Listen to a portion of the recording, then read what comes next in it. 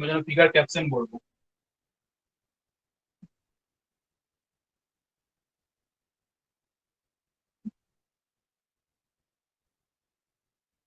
দেখ ক্লাউডের চ্যাপ্টার প্রথমেই আমি বুঝতে পারছিস যে ক্লাউডটা কি বা ক্লাউডটা কিভাবে ফরমেশন করবে। দেখ প্রথম দিকেই বলা আছে যে ক্লাউড ফরমেশন, ফিগার ওয়ান এর উপরেই দেখ বলা আছে যে কিভাবে কিভাবে ক্লাউড ফরমেশন করতে পারে বা কি ক্লাউডটা কি সেটা জানার জন্য দেখ একটু জাস্ট রিডিং করে নিবি যে কিভাবে হতে পারে লিফটিং কন্ডিশন, মানে একটা এয়ার পার্সেল যদি উপর দিকে উঠছে আস্তে আস্তে, ঠান্ডা হচ্ছে আস্তে আস্তে, বলা আছে growth of cloud droplet, cloud যে ড্রপলেট গুলো সেগুলো কিভাবে মানে বড় হচ্ছে সেখানে দেখ বলেছে যে এগুলো হচ্ছে সব হাইড্রোস্কোপিক ইন নেচার। হাইড্রোফোবিক আর হাইড্রোস্কোপিক আমরা জানি, হাইড্রোফোবিক মানে হচ্ছে জলকে যে ভয় পাবে, আর হাইড্রোস্কোপিক মানে হচ্ছে ওয়াটার সিকিং, মানে ওয়াটারের প্রতি ভালোবাসা আছে। তাহলে তাহলে কি হচ্ছে ওরা, যে ওরা একসাথে জোড়া লেগে গিয়ে একে অপরের সঙ্গে যে ওয়াটার পার্টিকেল গুলো একসাথে জোড়া লেগে গিয়ে ক্লাউড একটা ড্রপলেট আকারে ফর্ম করছে। তো ক্লাউডটা কিভাবে ফর্ম করে বা হাইড্রোফোবিক না হাইড্রোস্কোপিক, আর হাইড্রোস্কোপিক বলে দেয়। হ্যাঁ, হ্যাঁ, এবার হাইড্রোফোবিকের হচ্ছে তোর যেগুলো তোর আমাদের ফগ প্রোটেকশনে করা হয়, ফগ প্রোটেকশন হাইড্রোস্কোপিক। হাইড্রোফোবিক হচ্ছে যারা ধর জলকে মানে নেবে না, যেমন তেল, তেল কি জলের মধ্যে নাই, তেল তো আলাদা করে জলের উপরে ভাসতে পারে। ওরা হচ্ছে হাইড্রোফোবিক ইন নেচার, মানে যারা জলকে জলের সাথে আজ এরা আলাদা ভাবে থাকবে, জলের সাথে মিশে যাবে না যারা। তারপরে দেখ ক্লাউড ক্লাসিফিকেশনের মধ্যে এই যে ফিগার টু, এই ছবিটা খুবই ভালো এবং ভালো করে বোঝা যাচ্ছে দেখ যে কোনটা কি ধরনের ক্লাউড এবং লো ক্লাউড কোনটা, মিডিল ক্লাউড কোনটা, তারপর হচ্ছে ধর হায়ার ক্লাউড কোনটা, অপশন হিসেবে আসতেই পারে যে নিচের কোনটা হায়ার ক্লাউড, সেখানে ধর সিরাস থাকলো, অল্টো স্ট্যাটাস থাকলো, স্ট্যাটাস থাকলো বা নিম্বো স্ট্যাটাস থাকলো, এসব থাকতে পারে। তো সেখান থেকে হাই ক্লাউডের মধ্যে কারা পড়ে সেটা কিন্তু জানতে হবে কি করে। এবং সেটা দেখ আরো ভালো করে আছে পরে দেখ টেবিল ওয়ান বলে, নেক্সট পেজে দেখ টেবিল ওয়ান বলে একটা মানে টেবিল করা আছে যেখানে দেখ হাই ক্লাউড বলে কি কি আছে সেগুলো বলেছে, তারপর মিডিল ক্লাউড বলে করা আছে সেটা বলেছে। তো এইভাবে কিন্তু তোকে পড়তে হবে যে কোনটা হাই ক্লাউড কোনটা কি ক্লাউডের মধ্যে পড়ছে। এবং এই যে ক্লাউডের যে আমরা যে ক্লাসিফিকেশন করে থাকে সেটা কিন্তু দুভাবে করা হয়ে থাকে। যেমন আমাদের ইগনিয়াস রকের ক্ষেত্রে কি করি, টেক্সচার বেসিসে ক্লাসিফিকেশন করি, তারপর হচ্ছে ধর রক কম্পোজিশন বেসিসে ক্লাসিফিকেশন করি। তো এখানেও ক্লাউডকে দুভাবে ক্লাসিফিকেশন করা হয়, একটা দেখা আছে form and height. Cloud classification পরিষ্কার এখানে বলাই আছে ফর্ম অ্যান্ড হাইট। তো ফর্ম মানে কি যে কি ফর্মে ও ফর্ম করছে, যেমন হচ্ছে সিরাস, কিউমুলাস আর হচ্ছে স্ট্যাটাস। তারপরে কি ফর্ম সেই বেসিসে ক্লাউডকে তিন ভাগে ভাগ করে, যে স্ট্যাটাস মানে দেখ বলা আছে sheet like stratus, sheet like যেগুলো হয়ে থাকে তাকে আমরা স্ট্যাটাস বলি। কিউমুলাস মানে হচ্ছে বাল্কি মানে গ্লোবিউলার লাইক যে শেপ গুলো হয় তখন তাকে বলে কিউমুলাস। আর সিরাস মানে দেখ বলেছে ফেদারি। এগুলো ফর্ম বেসিসে ক্লাউডকে ভাগ করেছে। আর একটা কি হয় না হাইট বেসিসে, হাইট বেসিসে অলরেডি বললাম যে হাই ক্লাউড, মিডিল ক্লাউড, তারপর হচ্ছে লোয়ার ক্লাউড, এই বেসিসে ভাগগুলো হয়ে থাকে।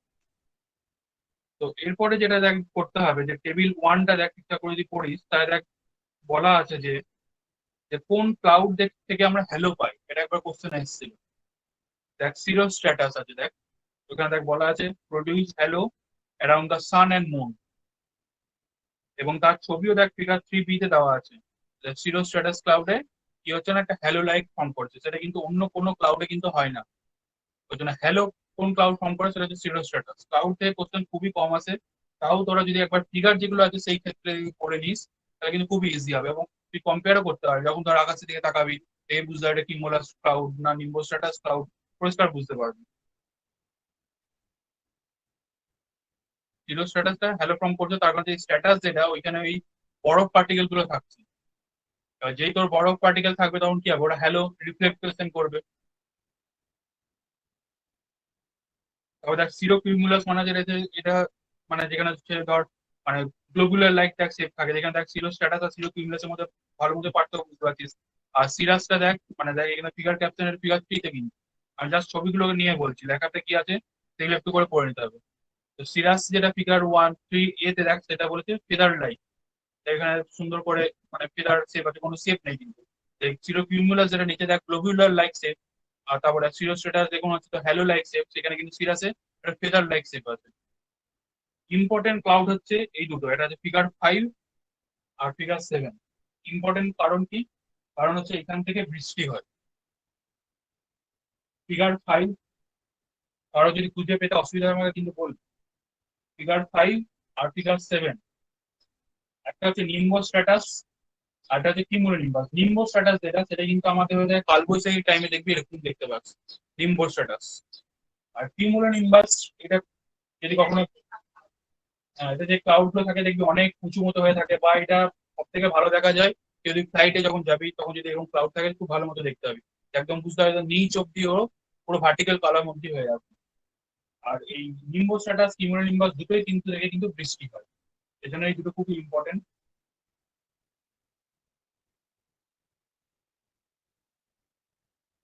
তারপরে এই বেসিসে যেগুলো একটু আছে একটু করে পড়ে নিতে পারিস ক্লাউড থেকে।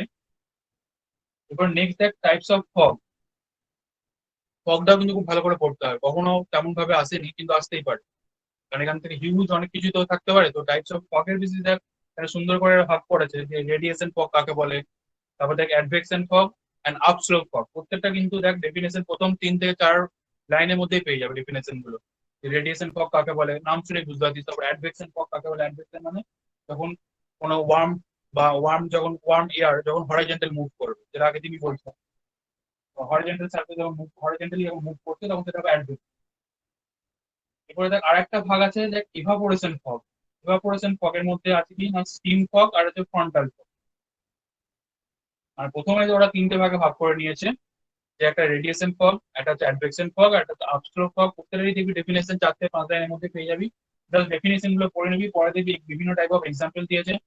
মানে আমাদের ইন্ডিয়ার বাইরে এক্সাম্পল পড়ার দরকার নেই কোনো, তাও একবার করে মনে হয় যদি হয় এবার জাস্ট রিডিং করে নিবি। কিন্তু ডেফিনেশন গুলো একটু জানতে হবে যে কোনটা বলে দিল এটা বলো তো অ্যাডভেকশন ফগ না কি। আর এদের মধ্যে কিন্তু ঠিক হয় দেখবি বলেছে নিশ্চয়ই, এখানে রেডিয়েশন ফগটা দেখবি সব থেকে বেশি ঠিক হয়ে থাকে, কারণ অ্যাডভেকশন কি হরাইজন্টাল মুভ হচ্ছে, তাহলে সেটা তো ঠিক হতে পারবে না। রেডিয়েশন ফর্মটা দেখবি বলা আছে ঠিক ভ্যালি ট্যালি এসবে পাওয়া যায় মনে হয়, দেখবি একটু বলা আছে কোথাও। দেখ পরের পেজেই দেখ ছবিটার নিচেই বলেছে radiation fog is the thickest in valleys. মানে ভ্যালিতে ঠিক হয়, কিন্তু নর্মালি যদি ভ্যালি না হয় যদি অন্য কোথাও হয়ে থাকে রেডিয়েশন ফগটাই ঠিক হয়, কারণ রেডিয়েশন মানে কি ভার্টিক্যালি মুভ করছে, যে যে যে ধর যার যে টেম্পারেচারের জন্য ভার্টিক্যালি মুভ করছে, তো ভার্টিক্যাল মুভ হলে তো ঠিক হবেই। দাদা, ভ্যালি ফগ আর আপস্লো ফগ কি একই? আপলোড ফগ আর ভ্যালি ফগ, ভ্যালি ফগ। হ্যাঁ, মানে মাউন্টেন ভ্যালিতে যে ফগটা পাওয়া যায়, ওটা মানে হ্যাঁ ডেন্স এয়ারের জন্য যেটা তৈরি আছে। সেম সেম, কারণ এখানে দেখ আপসোলুট ফগ দেখো ডেফিনেশন ওখানে ওরকমই বলেছে স্লোপিং ল্যান্ড ফ্রম, যদি স্লোপিং ল্যান্ড ফ্রম হয় তখন যে ফগটা হচ্ছে সেটাকে বলছে আপসোলুট ফগ। ঠিক আছে। এরপরে দেখ প্রেসিপিটেশনের আন্ডারে তোকে এটা খুব ভালো করে জানতে হবে যে এই যে ড্রপলেট গুলো কতটা দেখতে হয়, মানে কতটা সাইজ বেসিসে হয়। মানে এখান থেকে এখানে বলে দিয়েছে যেন টিপিক্যাল দেখ হিউম্যান হেয়ার বলে দিয়েছে, তার বেসিসে দেখ গুলোকে ভাগ করে যে ক্লাউড ড্রপলেট কতটা করে হতে পারে। তো এটা কিন্তু হিউম্যান হেয়ারের রেসপেক্ট যদি বুঝতে পারিস তাহলে বুঝতে পারবি যে ওই যে পার্টিকেল গুলো কতটা ছোট ছোট হয়, সেগুলো একে অপরের জোড়া লেগে কতটা বড় হতে পারে। যেমন আগের দিন জিজ্ঞাসা করছিলেন ফাইবার দিচ্ছিস যে রেন পার্টিকেল দেখি বলেছে রেন ড্রপ হয়ে থাকে 0.5 মিলিমিটারে কিন্তু ওপর হতে হবে। রেন ড্রপের যে পার্টিকেল গুলো সেটা যদি 0.5 মিলিমিটার নিচে হয়ে যায় তখন সেটা হয়ে যাবে ড্রিজলি, দেখবি বলা আছে পরের দিকে। তো ওই জন্য কত মিলিমিটার সাইজের মধ্যে কি হয়ে থাকে সেগুলো কিন্তু একটু করে জানতে হবে। এবং এখান থেকে একটা সচরাচর হামেশাই কোশ্চেন আছে, ওই একটা ক্লাউড ডটলেট ফর্ম করার জন্য কতটা লাগবে, ধর কোনো একটা বলে দিল যে আনসার 10⁻⁶, তো ধর বলে যে 10⁻⁻² মাইক্রোমিটার হচ্ছে ক্লাউড ডটলেট গুলো সাইজ। ঠিক আছে।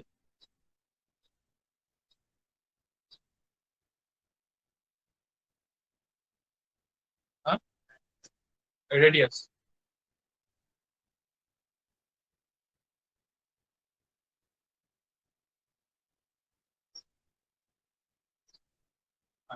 সেখান থেকে ধর আমাকে করতে হবে একটা রেন ড্রপ পার্টিকেল করতে হবে, যার রেডিয়াস হবে 1 মিলিমিটার।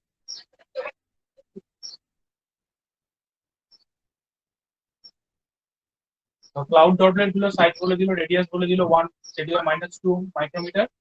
সেখান থেকে ধর একটা রেন ড্রপলেট করতে হবে যার রেডিয়াস হবে 1 মিলিমিটার। তো সেখান থেকে বুঝতেই পারছিস কারণ যখন এখানে যাবো তখন 4 3 পাই ফর্মেটে আমার যেতে হবে। তার মানে যাই হোক এটার রেডিয়াসটা r³ হিসেবে আমাকে যেতে হবে। 10⁻² মাইক্রোমিটার মানে কত মিলিমিটার?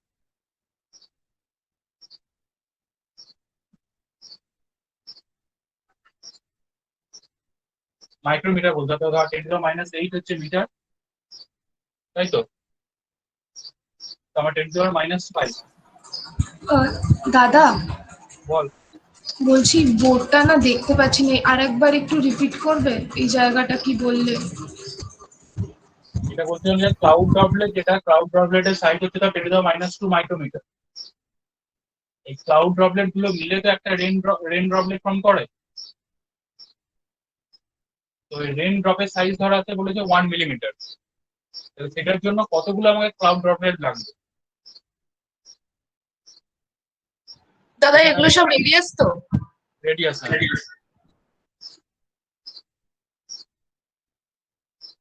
তো এরকম টাইপের একটা কিন্তু অঙ্ক আছে। এখানে হয়তো আমি রেডিয়াসটা একটু ভুল বলছি, কারণ এখানে 6 অ্যান্সার আছে, যেটা আমি ভুলে গেছি। দাদা ক্যামেরাতে একটু ফোকাস করবে এটার উপরে, বোর্ডটার উপরে। কি হলো, ফোকাস কি হচ্ছে না? হ্যাঁ, আর কি করছি?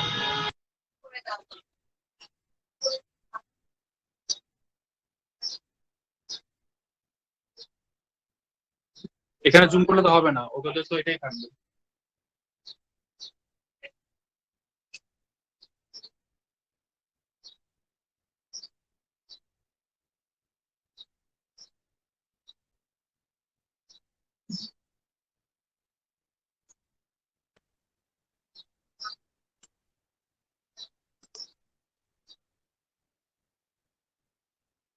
এখন কি কোথায় আছে?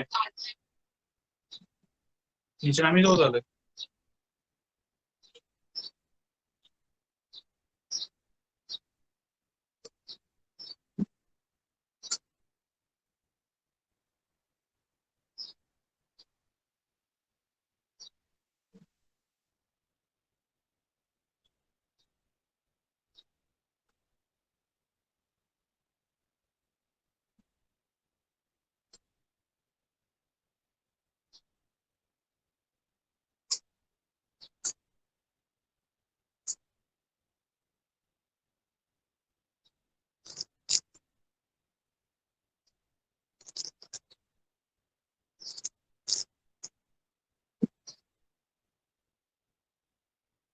কতটা আসছে এরপর?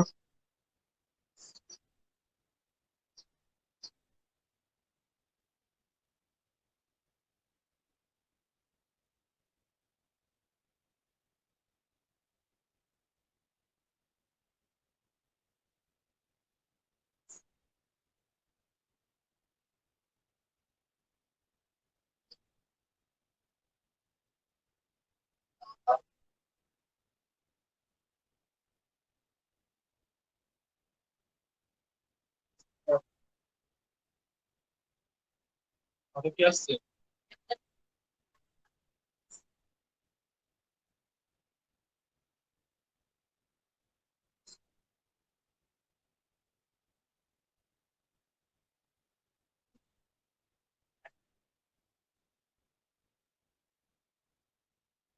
যাই হোক, এটা মানে এরকম টাইপের একটা আছে, তো আমি এক্স্যাক্টলি তোর ডায়ামিটারটা দেখে একবার বলে দেবো যে কি ছিল।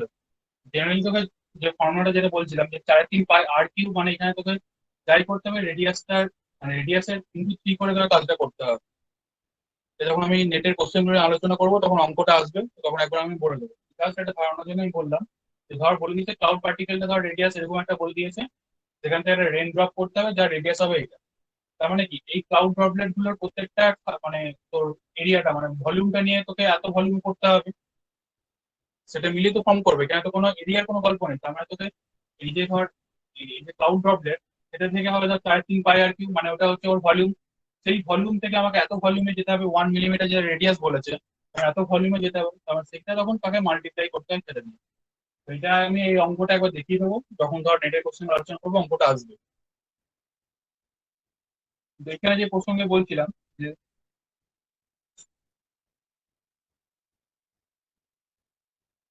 এখানে যে প্রসঙ্গে বলছিলাম যে বিভিন্ন যে ক্লাউড ড্রপলেট গুলো বা রেন ড্রপলেটের সাইজ কেমন হয়, সেগুলো কিন্তু জানতে হবে। দেখ নিচে দেখ বলা আছে typical rain droplet 2 millimetre, figure 13 দেখ। রেন ড্রপলেটের যে সাইজ আছে সেটা কতটাই বড় হয়, স্বাভাবিক আমরা দেখেছি রেন ড্রপলেট গুলো অনেকটাই যখন গায়ের মধ্যে পড়ে দেখি অনেকটাই বড় হয়। এবং রেন ড্রপলেটের সাইজ কিন্তু জেনারেট হয়ে থাকে 0.5 থেকে 5 মিলিমিটারের মধ্যে। এরপর এখান থেকে যেটা মেন কোশ্চেন আছে সেটা হচ্ছে এই চ্যাপ্টার থেকে সব থেকে বেশি ইম্পর্টেন্ট এই বার্জেন প্রসেস আর হচ্ছে কলিশন প্রসেস। আমরা কলিশন প্রসেসটা কিন্তু সবাই জানি। কলিশন প্রসেসটা কি, একটা রেন ড্রপলেট বা একটা ক্লাউড ড্রপলেট সবাই একসঙ্গে জোড়া লেগে একটা বড় পার্টিকেল ফর্ম করছে, যেমন এইটা। এখানে কোশ্চেনটা কিন্তু ছিল কোথা থেকে, না কলিশন প্রসেস থেকে কোশ্চেনটা ছিল। কিন্তু এই বার্জেন প্রসেসটা কি হচ্ছে উনি বলেছিলেন, এখান থেকেও কিন্তু কোশ্চেন আছে, 4 নম্বরে কিন্তু কোশ্চেন আছে, মানে নেটের পার্ট সি তে কোশ্চেনটা আছে। এখান থেকে যেটা জানতে হবে তোদের, যে এটা এই যে ফরমেশনটা এটা ফিগার 14 এর ছবিটা দেখলে বুঝতে পারবি।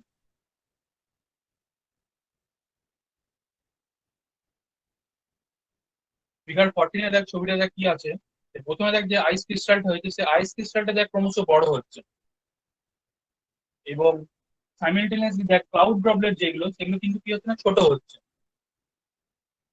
ঠিক আছে, এবং এটার জন্য তোকে প্রথম থেকে বার্জন যেখানে বলেছে সেখান থেকে একটু করে পড়ে নিতে হবে। এখানে দেখবি বলা আছে যে আমাদের যখন উপর থেকে, মানে ধর আমাদের সার্ফেস থেকে যত আমরা উপরে যাবো, একটা সার্ফেস সার্ফেস থেকে যত আমরা উপরে যাবো কি হবে, টেম্পারেচার কমবে। তাহলে টেম্পারেচার কমতে কমতে যে ধর 0 ডিগ্রি সেলসিয়াসে, এই 0 ডিগ্রি সেলসিয়াসে যখনই আসবে তখন কিন্তু জল যেটা থাকবে, ধর জল উপরে ধর ইভাপোরেশন হচ্ছে, তার মানে কি যাচ্ছে, জল যাচ্ছে। তাহলে এই 0 ডিগ্রি সেলসিয়াসের নিচে কিন্তু যে ওয়াটারটা সেটা কিন্তু আইস ফর্ম করবে না।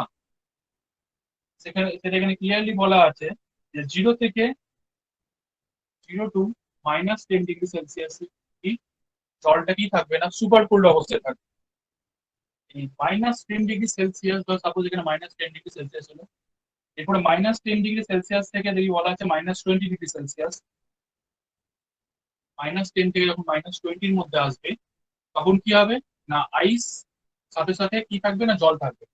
তখন আইস যেই হয়ে গেল, তখন আইস কি একটা নিউক্লিয়াস পেয়ে গেলাম। যেই আমি নিউক্লিয়াস পেয়ে গেলাম, ওর চারপাশ দিয়ে আস্তে আস্তে গ্রো করা স্টার্ট করবে। এটাই হচ্ছে বার্জিয়ান প্রসেসের মেইন কনসেপ্ট। তার মানে কি বললো, আমরা যে কলিশন প্রসেসটা আলাদা, কলিশন প্রসেস পরে বলছি। এখানে কি বললো, ধর ইভাপোরেশন হচ্ছে, ইভাপোরেশন হয়ে ক্লাউড পার্টিকেল বা যাই পার্টিকেল উপরে যাচ্ছে। তো ওইখানে ওরা উপরে হলো 0 ডিগ্রি সেলসিয়াস, 0 ডিগ্রি সেলসিয়াস পরে যাওয়া মানে সেটা কিন্তু আইস ফর্ম করবে না। 0 থেকে -10 অব্দি সেটা সুপার কুল অবস্থায় থাকবে। -10 থেকে -20 এইখানে তখন কি হবে না, লিকুইড তার সাথে সাথে কি ফর্ম করবে, ওর আইস ক্রিস্টাল ফর্ম করবে। তারপর ওর নিচে হয়ে গেলে টোটালি আইস চলে যাবে। কিন্তু আমার এই টেম্পারেচারটা দরকার পার্জারের জন্য। তবে এই টেম্পারেচার যে আমি পেয়ে যাবো, আইস ক্রিস্টাল ফর্ম করবে। আইস ক্রিস্টাল যে একটু হয়ে গেল, তার চারপাশে কি হবে না, আইস গুলো আরো বড় হতে থাকবে। যেমন আমাদের ইগনিয়াস লেকচারে পড়েছিলাম নিউক্লিয়াস এন্ড গ্রোথ, সেরকম ব্যাপার। তো তার মানে একটা কোন একটা ধর ক্রিস্টাল আমরা নিউক্লিয়াস জন্য পেয়ে গেলাম, তখন কি হবে না, তাকে ঘিরে আইসটা বড় হতে থাকবে। যখন যত ক্লাউড ড্রপলেট এবার ওর কাছাকাছি আসবে, ও কি করবে, ওকে ঠান্ডা করতে থাকবে।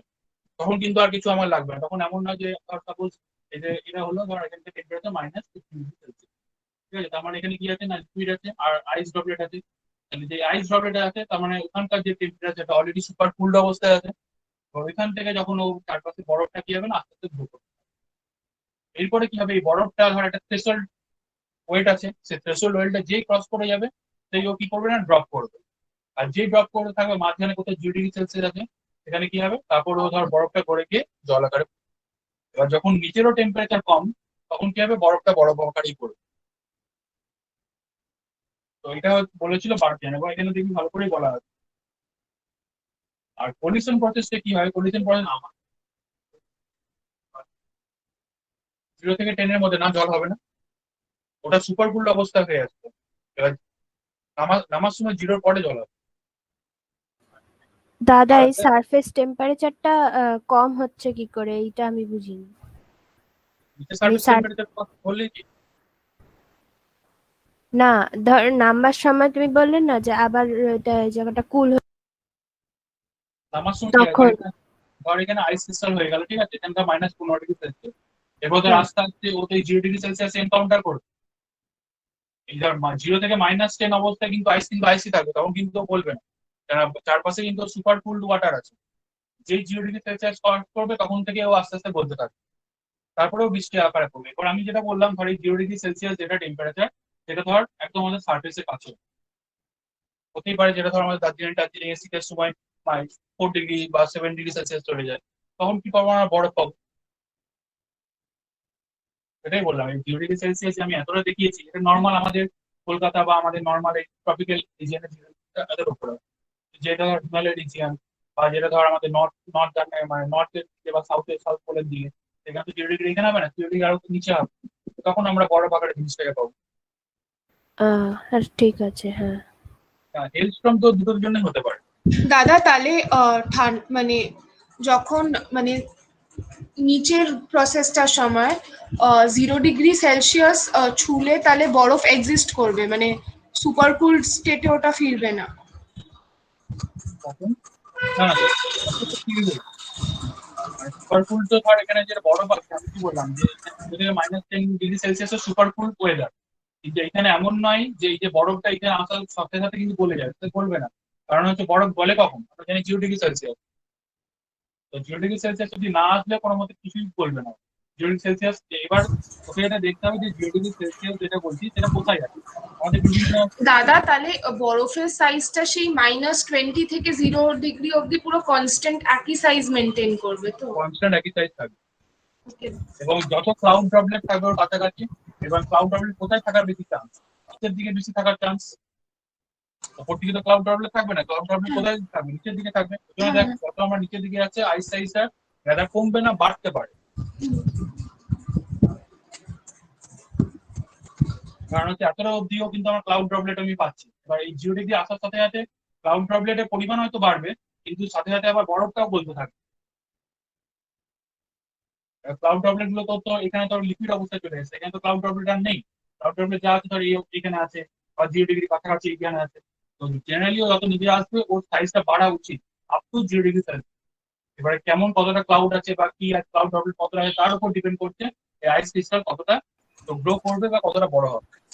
মানে ওই ক্লাউড ড্রপলেটস গুলোকে মানে নিজের মধ্যে নিয়ে সাইজটা আরো বাড়বে বেসিক্যালি বাড়বে, হ্যাঁ। ওপর থেকে যখন নিচে নামবে। নিচে না, যারা ফিগার 14 এর ছবিটা যদি দেখিস তাহলে সেটাই বলেছে।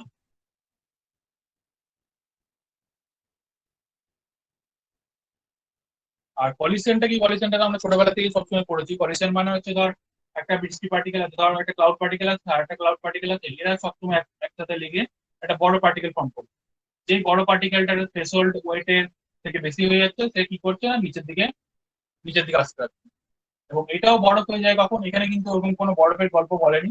ও বলেছে যে 0 ডিগ্রি বা এখানে যখনই বরফ হতে পারবে ও বরফ হয়ে যাবে। এটার জন্য এরকম কোনো কনসেপ্ট নেই যে বরফটাই বড় হবে। এই পলিউশন প্রসেসে কি বলেছে না, একটা পার্টিকেল আর একটা পার্টিকেলের সাথে পরস্পর লেগে গিয়ে একটা বড় পার্টিকেল ফর্ম করবে, সেটা নিচের দিকে পড়বে। এবং সেটা ধর যদি মাইনাস যখন এটা ফর্ম করছে, সেটা যদি ধর 0 ডিগ্রি সেলসিয়াস কম থাকে তাহলে সেটা বরফ আকার ফর্ম করছে। কিন্তু জেনারেলি বরফের কনসেপ্ট এখানে নেই, এখানে জাস্ট বলেছে যে ক্লাউড মানে কলিশন প্রসেস, মানে কলিশন তো একটা বরফ মিলে তো কলিশন হয়ে পার্টিকেল হবে না, ক্লাউড ড্রপলেটের মধ্যে কলিশন হবে, তারপর হচ্ছে রেইন ড্রপলেটের মধ্যে কলিশন হবে, ওই কলিশন গুলো হয়ে রেন ফর্ম করবে।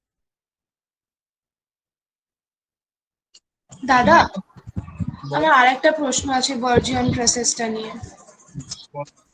দাদা বলছিলাম যে এই যে মানে ওপর থেকে মানে যে আইসটা যে মানে মেল্ট করে পড়বে, মানে আমি বলছি যে টেম্পারেচার চেঞ্জটা কি করে হচ্ছে, মানে ওপরে যদি মানে টেম্পারেচার চেঞ্জ হয়ে যায় তাহলে তো -20 ডিগ্রি সেন্টিগ্রেডের মানে বাউন্ডারিটাও ওখানে আর থাকছে না, তাহলে তো আরো উপরে চলে যাবে। মানে আমি কি বোঝাতে পারছি কোয়েশ্চেনটা? এখানে দেখ এটা 0 ডিগ্রি, এটা -10, এটা -20 ডিগ্রি। তাও মানে আইস ক্রিস্টালের যে নিউক্লিয়েশন যেটা স্টার্ট হবে সেটা হবে এইটুকু। এবারে বলতে কি বলছি। হ্যাঁ মানে আমি বলছি যে এই পুরো আইসটা তো ফর্ম হলো টোটালি আইস যে -20 ডিগ্রি সেন্টিগ্রেডের বিয়ন্ড। তারপর যে মানে বৃষ্টি হওয়ার জন্য যে আস্তে আস্তে জিনিসটা মানে 0 ডিগ্রি সেন্টিগ্রেডে যে রিচ করবে, মানে ওটা কি করে রিচ করবে, মানে আমি বলছি টেম্পারেচার চেঞ্জটা কি করে হবে? বেড়ে যাচ্ছে, হ্যাঁ এটা সাইজটা বাড়ছে, তো এটা নিউক্লিয়েশন আছে এইটুকু, তারপরে তো এটা সাইজ তো বাড়বে আস্তে আস্তে, বললাম যে সাইজ বাড়বে। যত এখানে ক্লাউড পার্টিকেল আছে সিকিউরিটি ওর সাইজ বাড়বে, যেই সাইজ বেড়ে গেল একটা যদি বড় বাল্কি একটা জিনিস হয়ে যায় তাহলে সেটা কি আর ওখানে থাকবে? ও ও ও মানে ওই ডেনসিটির জন্য নিচে নামছে, ডেনসিটি না, ওয়েট। ওয়েটের জন্য, হ্যাঁ ওয়েটের জন্য নিচে নামছে। ওকে দাদা।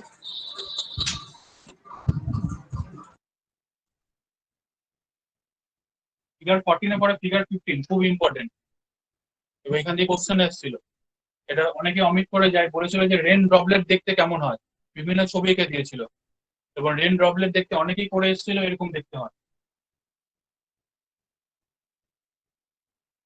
তার কারণ কি করেছিল, কেননা দেখেছিল যে ধর একটা ওই জলের জলের ফোঁটার থেকে ধর আইস, মানে ধর চোখে যখন আমরা ড্রপ নিই বা বিভিন্ন যে ড্রপ নিই তাদের সাইজ কিন্তু এরকম দেখতে হয়, এখান থেকে ছোট হয়ে এরকম হয়।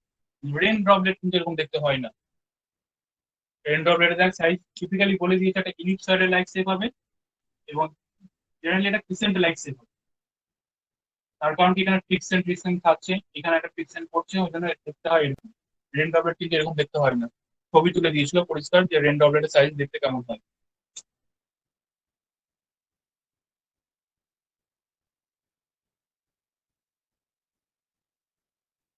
তারপর দেখ ফর্মস অফ প্রেসিপিটেশন, কত ধরনের প্রেসিপিটেশন হয় বা কি ধরনের প্রেসিপিটেশন হয় সেগুলো ফর্মস বলেছে।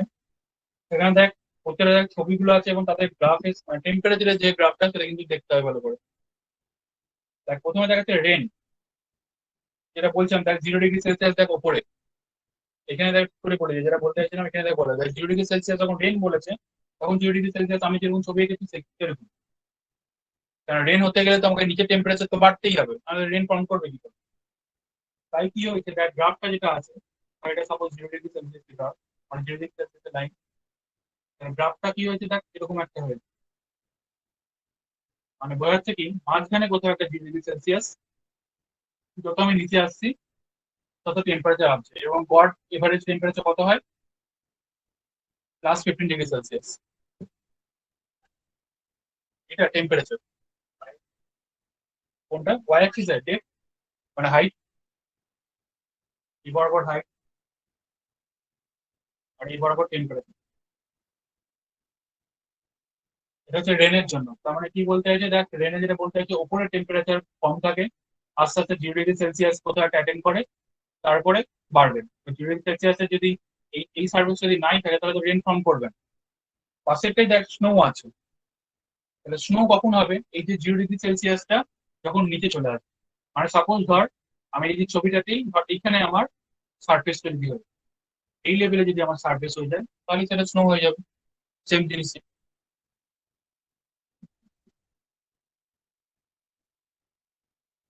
এবং দেখ স্প্লিট আর গ্রিজ, দেখ এই গ্লেজ যেটা বলেছে দেখ, সেটা দুটোই more or less price same, কিন্তু একটা হাইট এর ডিফারেন্স যেটা আছে, দুটো কিন্তু প্রায় মোর অর লেস সেম, ঠিক আছে। আর মানে স্লেটের টেম্পারেচার একটু কম হবে, কিন্তু মোর অর লেস যদি কার্ভে দেখতে চাস এত ডিটেলস ধর দেবে না, তাও তুই দেখে রাখতে পারিস যে স্লিট আর গ্লেজ দুটোতেই হচ্ছে কি মাঝখানে কোনো এক জায়গায় বৃষ্টি হচ্ছে, মানে মাঝখানে কোনো একটা হাইটে ভাবটা হবে এরকম টাইপের ছবিতে বলাই আছে, তাদের মাঝখানে কমে গিয়ে আবার বাড়ছে, মানে আবার কমছে। এই দুটি হবে স্লিপ বা গ্লেজের জন্য, গ্লেজের জন্য sorry। তো দুটোতে কি হওয়া যাচ্ছে, মাঝখানে ধর এখানে ধর কেউ যদি ফ্লাইট বা হেলিকপ্টার নিয়ে এই পজিশন যদি যায় সে বৃষ্টি পাবে, কিন্তু আবার নিচের দিকে গিয়ে এসে কি দেখছি না সেখানে বরফ পড়ছে, বা কোনো একটা ছোট ছোট দানা আকার পড়ছে। স্নো তো নয়, স্নো হলে ধর ইয়ে হবে, এখানে কিন্তু স্নো এর থেকেও টেম্পারেচার কম, সেটা কিন্তু দেখতে হবে। মানে ধর সাপোজ ধর তুমি ছবিটা দিচ্ছি এরকম, তাহলে কিন্তু সেটা হবে, সেটা কিন্তু স্লিপ বা গ্লিজ হবে না, সেটা 0°, বেড়ে এরকম হলো সেটা কিন্তু স্লিপ বা গ্লিজ হবে। পাহাড়ি অঞ্চলে ধরে ছোট ছোট বরফ আকারে পড়বে।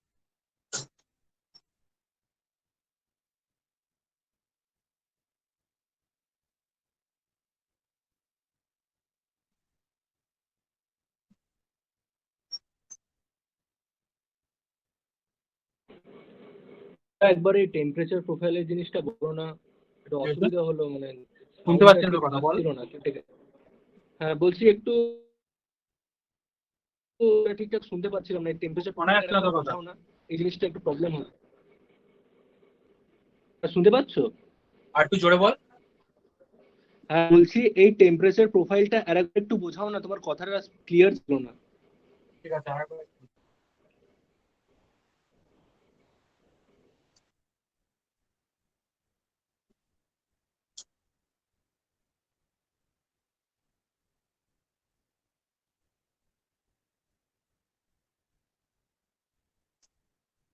এটা হচ্ছে 0°C, এই বরাবর টেম্পারেচার আছে, এই বরাবর হাইট। এটা আমি কি কি আঁকছি না, স্লিট SLAAT or GLA জেলস। এখানে কি হবে, মানে ধরো হাইট আছে, তো প্রথমে টেম্পারেচার কম ছিল, আস্তে আস্তে এখানে বৃষ্টি হলো, বৃষ্টি থেকে আস্তে আস্তে কিন্তু কমবে, সেটা কিন্তু কমে কিন্তু 0°C আসবে না, যেটা আমি বলছিলাম 0°C কিন্তু কম হবে। এই জন্য এটা সিপ বা গ্লিজের জন্য, মানে এইখানে ধর সাপোজ এই হাইটে কেউ পৌঁছালো কোনো বেলুন টেলুন বা কিছু নিয়ে, তাহলে সে কি পাবে না, বৃষ্টি বৃষ্টি পাবে। যেই আমার সার্ফেসে চলে আসছে সে কিন্তু সেখানে কিন্তু কি হচ্ছে না, বরফ আকারের জিনিসটা পড়ছে, স্নো কিন্তু নয়। স্নো যদি হয় তাহলে সেটা কিন্তু মনে রাখবি টেম্পারেচার 0°C হয়, আর 0 থেকে একটু কম বা বেশি হতে পারে, ধর এইটুকু রেঞ্জের মধ্যে ভ্যারি করে। যেখানে দেখ টেম্পারেচারটা মোটামুটি বুঝতে পারছিস প্রায় 5, মানে ধর সিলেটের ক্ষেত্রে দেখছি যে 10, আর গ্লিসের ক্ষেত্রে প্রায় 5-6°C মাইনাস। স্লিট গ্লিস জাস্ট এটুকু মনে রাখিস যে কার্ভটা এরকম হয়, অত ডিটেলসে জানতে হবে না যে স্লিটের জন্য কতটা হচ্ছে না গ্লিসের জন্য কতটা হচ্ছে, তাও বলে রাখলাম যে স্লিটের জন্য ধর যদি গ্লেসের জন্য হয় তাহলে স্লিট হবে কতটা, আরো টেম্পারেচার কমবে ধর এখানে।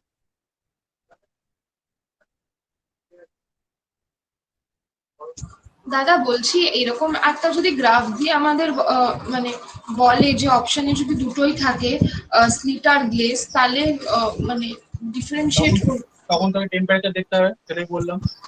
জেনারেলি দেয় না, এখন অব্দি কখনো দেয়নি। তারপর দিলে তোকে স্লিট গ্লেস আর, মানে এখানে দেখ গ্লিস যেটা বলছিলাম গ্লেসের দেখ কত আছে, -3 বা -4 এরকম হবে, -3 আর -4, যেটা দেখ -10-এর কাছাকাছি, যদি সেরকম দিয়ে থাকে তো। এবং তাছাড়াও আরেকটা জিনিস দেখ, কার্ভ ধরে খুব ভালো করে দিয়ে দেখিস, মানে মিড পয়েন্টে যদি কাট করছে রেনে, সেটা কি দিয়ে ডিফারেন্সিয়েট করা যাবে? মিড পয়েন্ট মানে মানে সরি, মানে স্লিটটার মানে স্লিটের রেনটার জায়গাটা একদম মানে কার্ভটার মাঝখানে, মানে ওই ব্রেকেজটা। হ্যাঁ সেটা যদি তুই বলতে পারিস। দেখ স্লিট আর গ্লেজের মধ্যে আরেকটা যে পার্থক্য আছে, দেখ স্লিটের যে কার্ভটা সেটা কিন্তু গ্লেজের থেকে কিন্তু স্টিপ আছে, মানে স্টিপ মানে ওরকম সাপোজ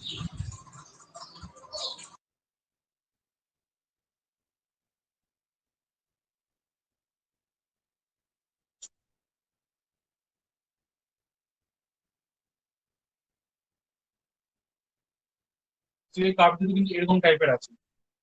এবং এখানে দেখ যেটা -0 বা যেটা, মানে ধর রেনটার, মানে ধর আমি যখন হাইটের ওপর দিকে উঠবো তখন কিন্তু আগে আমি কিন্তু এই গ্লেজ বলে যেটা সেটাকে আগে পাবো, তারপরে যখন আরো উপরে উঠবো সেখানে কিন্তু আমি স্লিটের জন্য রেন পাবো। মানে গ্লেজের যে রেনটা পাবো সেটা হয়তো সাপোজ ধর 1 কিলোমিটার উপরে উঠে আমি রেনটা পাবো, আর স্লিটের জন্য কিন্তু আমি ধর সাপোজ 2 থেকে 3 কিলোমিটার উপরে উঠে রেনটা পাবো। এখানে ধর হাইটটা বলেনি, কিন্তু তাও মোটামুটি তুই ধরতে পারি। তো গ্লেজের জন্য কিন্তু একটু নিচের দিকে আসবে। এবং এখানে দেখ এই দুটো প্রায় মোরালেস ইকুয়াল টাইপের আছে, সেটা ধর কোথা থেকে স্টার্ট করতে তার উপর। কিন্তু যাই হোক গ্লেসের জন্য কিন্তু এই যেটা, এটা কিন্তু একটু বেশি দূর আসবে, প্রায় গ্রাউন্ড ছবে ছবে করবে, তারপরেই আবার কমিয়ে দেবে। আর যেটা হতো হয়তো রেন হতে হতে কি হয়েছে না, বরফ হয়ে যাবে। দাদা একবার রেন ফর্ম করে গেলে ওটা স্নো হবে না, না? রেন হয়ে গেলে স্নো হবে কি করে, ধর রেন হচ্ছিল, ধর এখানকার টেম্পারেচার সার্ফেস আছে, ঠিক আছে, স্নো দিয়ে স্টার্ট করে সার্ফেস আছে, সার্ফেস থেকে তো আমরা সবসময় হিট ছাড়ে, তো হিট ছাড়তে ছাড়তে কি হলো, মাঝখানে কোনো এক জায়গায় ধর টেম্পারেচার খুব, মানে কি হলো না, বেড়ে গেছে, সার্ফেস নিচে ঠান্ডা হয়ে গেছে। এবং এটা জেনারেলি ধর যে কোনো জায়গা হতে পারে, ধর হার্ড রক ট্রেনের ক্ষেত্রে হতে পারে, কারণ হার্ড রক ট্রেন তাড়াতাড়ি ধর মানে হিট ছাড়ে। তো জেনারেলি ধর কি করতে হচ্ছে না, সার্ফেসটা ঠান্ডা হতে হচ্ছে কিন্তু সার্ফেস ওপরটা গরম থাকতে হচ্ছে, সেটা তখন সেই সময় হবে। সার্ফেস ওপরে ধর কার্বন ডাইঅক্সাইড এগুলো পাচ্ছি, কিন্তু সার্ফেস যেটা সার্ফেস সেটা ঠান্ডা হয়ে গেছে, বা সার্ফেসের উপরে ধর বরফ জাতীয় কিছু আছে, বা মানে ধর আমাদের ধর পোলের দিকে বা অন্য কোথাও সার্ফেসের কাছাকাছি জায়গাটা ঠান্ডা অবস্থায় আছে।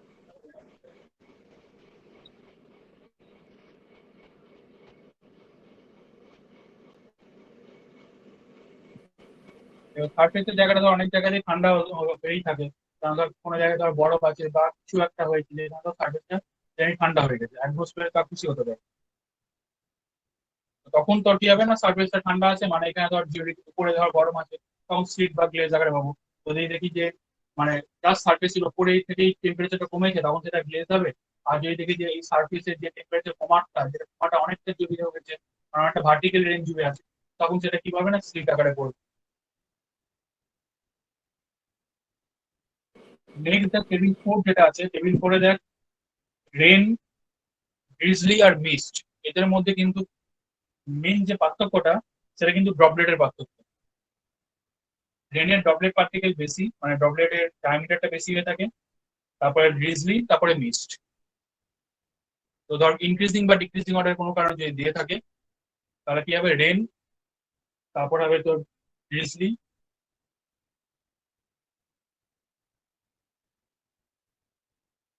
এবং নেটে কিন্তু এগুলো দিলে বেশিরভাগই ইনক্রিজিং এন্ড ডিক্রিজিং অর্ডারে সহায়তা দেয়। তো জানতে বলবে না, বলো রেনের ড্রপলেট পার্টিকেল কত।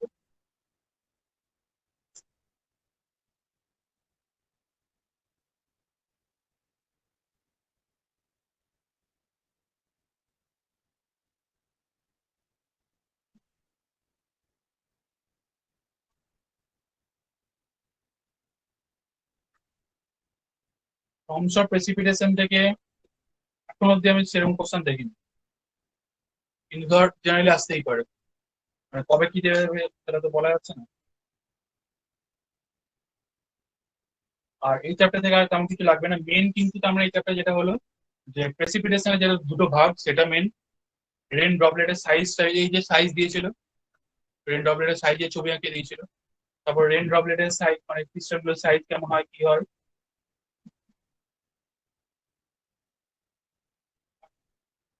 টেবিল 4 থেকে যেটা সিট আর ওটা বলে দিলাম, বাকি টার্ম গুলো একটু দেখে রাখতে পারি যেটা কোনটা সলিড হয় কি হয়, এক্স্যাক্টলি ডেফিনেশন জানা দরকার নেই, কারণ ওরা এমন কিছু দেবে না যে খুব আনকমন টার্ম, যেমন স্নো শুনেছি বা স্লিটও আমরা বলে থাকি অনেক সময়। তাছাড়া ধর এখানে দেখ ছবি আকার দিয়েছে, তো ওটাকে আমরা বেশি প্রাধান্য দেবো। নেক্সট চ্যাপ্টারে যাচ্ছি।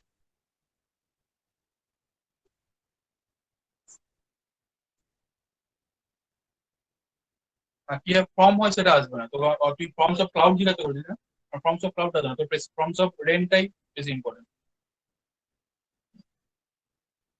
কোনটা? হ্যাঁ, এবার অ্যানভিলেটার কি, ওটা জাস্ট দিয়েছিল যে অ্যানভিলেটটা যেটা সেটা হচ্ছে কিউমুলোনিম্বাসের ক্লাউড, তার সাথে যদি ধর মানে ওপর দিকে যদি ফ্লোটা বেশি হয় তখন ওই অ্যানভিলেটটা হয়ে থাকে। দাদা এই ইন্টেনশনাল ওয়েদার মডিফিকেশন এই পার্টটা পড়তে হবে না? আর সেটা তুই তো just ইয়ে দেখে ছবি দেখে তুই বুঝতে পারবি এখানে অ্যানভিলেটের যে ছবি, আর সেটা আমার মনে হয় না যে ফর্মস এর মধ্যে পড়বে। এখানে দেখ কিউমুলোনিম্বাসের যে দাঁড়া শুনছি ওটা, এখানে দেখ কিনবি, হ্যাঁ দেখ ছবিটা দেখ, দেখ ফিগার টু এ যে ছবিটা দেখ ওখানে দেখ অ্যানভিলেট লেখা আছে। এই চ্যাপ্টারে ফিগার 2 তে দেখ, প্রথম দিকে ফিগার 2,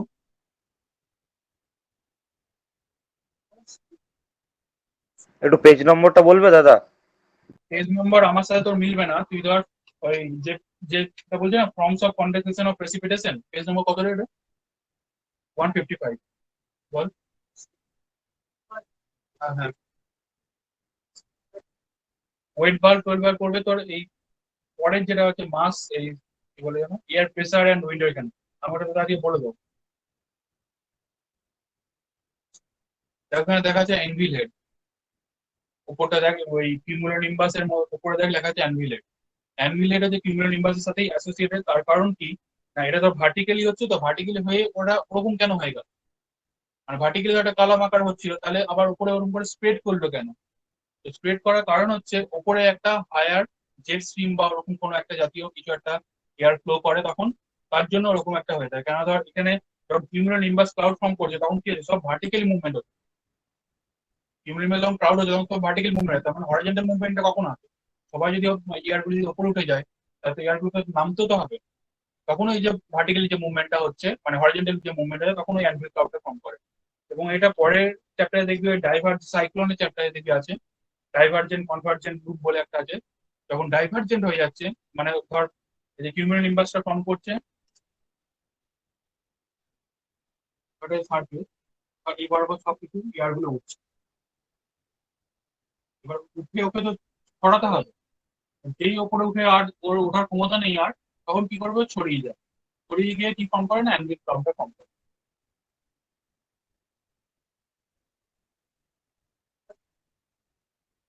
ওটা ক্লাউডের চারটি। কোথায় অ্যানভিলে?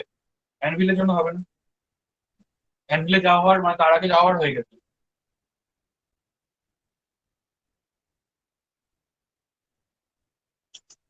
ক্লাউড চার্জটাও ইম্পর্টেন্ট, ওটা পরে বলে দেবো, এখানে এই বইয়ের সাথে নেই। cloud charge টা দাদা বলো। দাদা বলছি যে ওই মানে কিউমুলো নিম্বার যে ক্লাউডটা বলছো উপরে এনভিল হেড যেটা তৈরি হচ্ছে, ওটা কি মানে যখনই এই ক্লাউডটা ফর্ম করবে তখনই কি সবসময় আপার পার্টে এরকম দেখতে পাবো? হ্যাঁ পাবি। আর মানে যে কোনো প্রেসিপিটেশন হচ্ছে মানেই তো ওটা কিউমুলো নিম্বাস হবে না, মানে আরেকটা যেটা আছে ওই নিম্বাস বা নিম্বো স্ট্যাটাস। হ্যাঁ ওই নিম্বো স্ট্র্যাটাস থেকেও তো প্রেসিপিটেশন হয়, তাহলে ওই দুটোর মধ্যে মানে কখন কোন মেঘটা দেখা যাবে ওটা? ওই যে বললাম যে ছবিটা দেখ, নিম্বো স্ট্যাটাস এর কত ছবি জানা ছিল, ফিগার 5 আর দেখ ফিগার 7।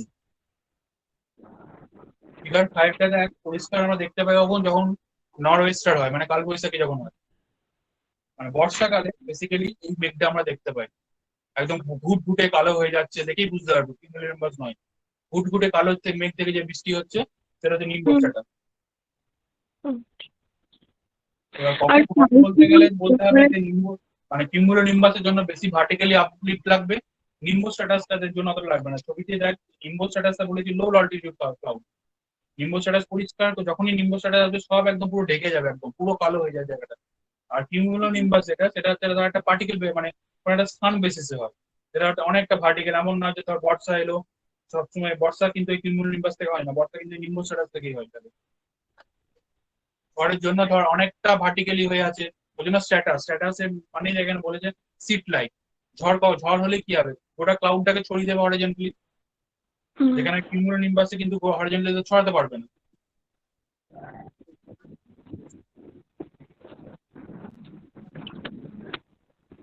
সারফেসের থেকে হ্যাঁ বেশি হবে। আর দাদা বলছি যখন সাইক্লোন ফর্ম করে না ওখান থেকে তো একটা প্রেসিপিটেশন হয়, তো ওইখানে কি এই দুটো ক্লাউড মানে এই কিউমুলো নিম্বাস এই ক্লাউডটা কি ওখানে হতে পারে? কোথায় শুনতে পেলাম না, আরে বল। মানে যখন সাইক্লোন ফর্ম করে, সাইক্লোন যখন সাইক্লোনের আসে সময় কিউমুলো নিম্বাস হয়। আচ্ছা ঠিক আছে। দাদা সাইক্লোনে কিউমুলো নিম্বাস ক্লাউডস হয় বললে? হ্যাঁ, এবং সাইক্লোন কোন রিজিয়নে হয়? ট্রপিক্যাল রিজিয়নে। ট্রপিক্যাল রিজিয়নে ভার্টিক্যাল মুভমেন্টটা বেশি হয়।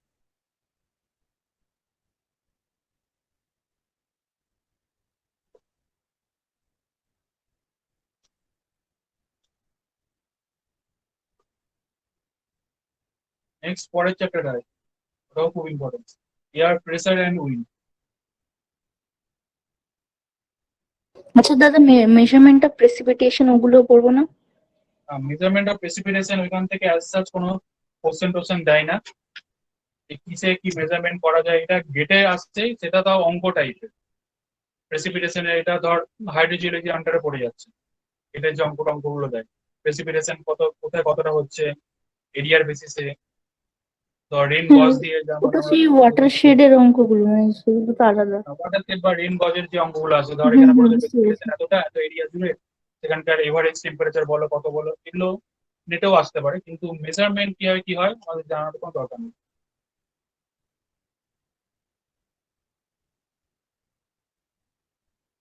নেক্সট পরের চ্যাপ্টার প্রথমে চলে আসবি, প্রথমে উইন্ড এন্ড এয়ার প্রেসার। প্রথমে দেখ ফিগার 2টা একটু দেখতে পারিস, একটা কনসেপ্ট হবে। ফিগার 2টা দেখ, উইন্ড এন্ড এয়ার প্রেসারের ফিগার 2।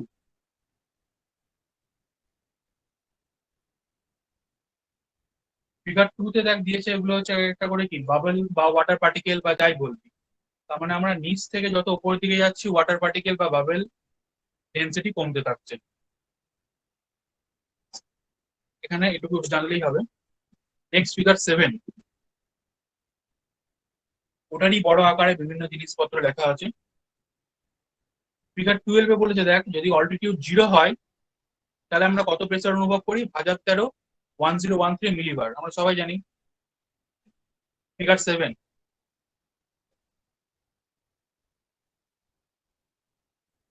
ফিগার 7 দেখবি, ফিগার 7 পেয়েছিস? কত পেজ? 189।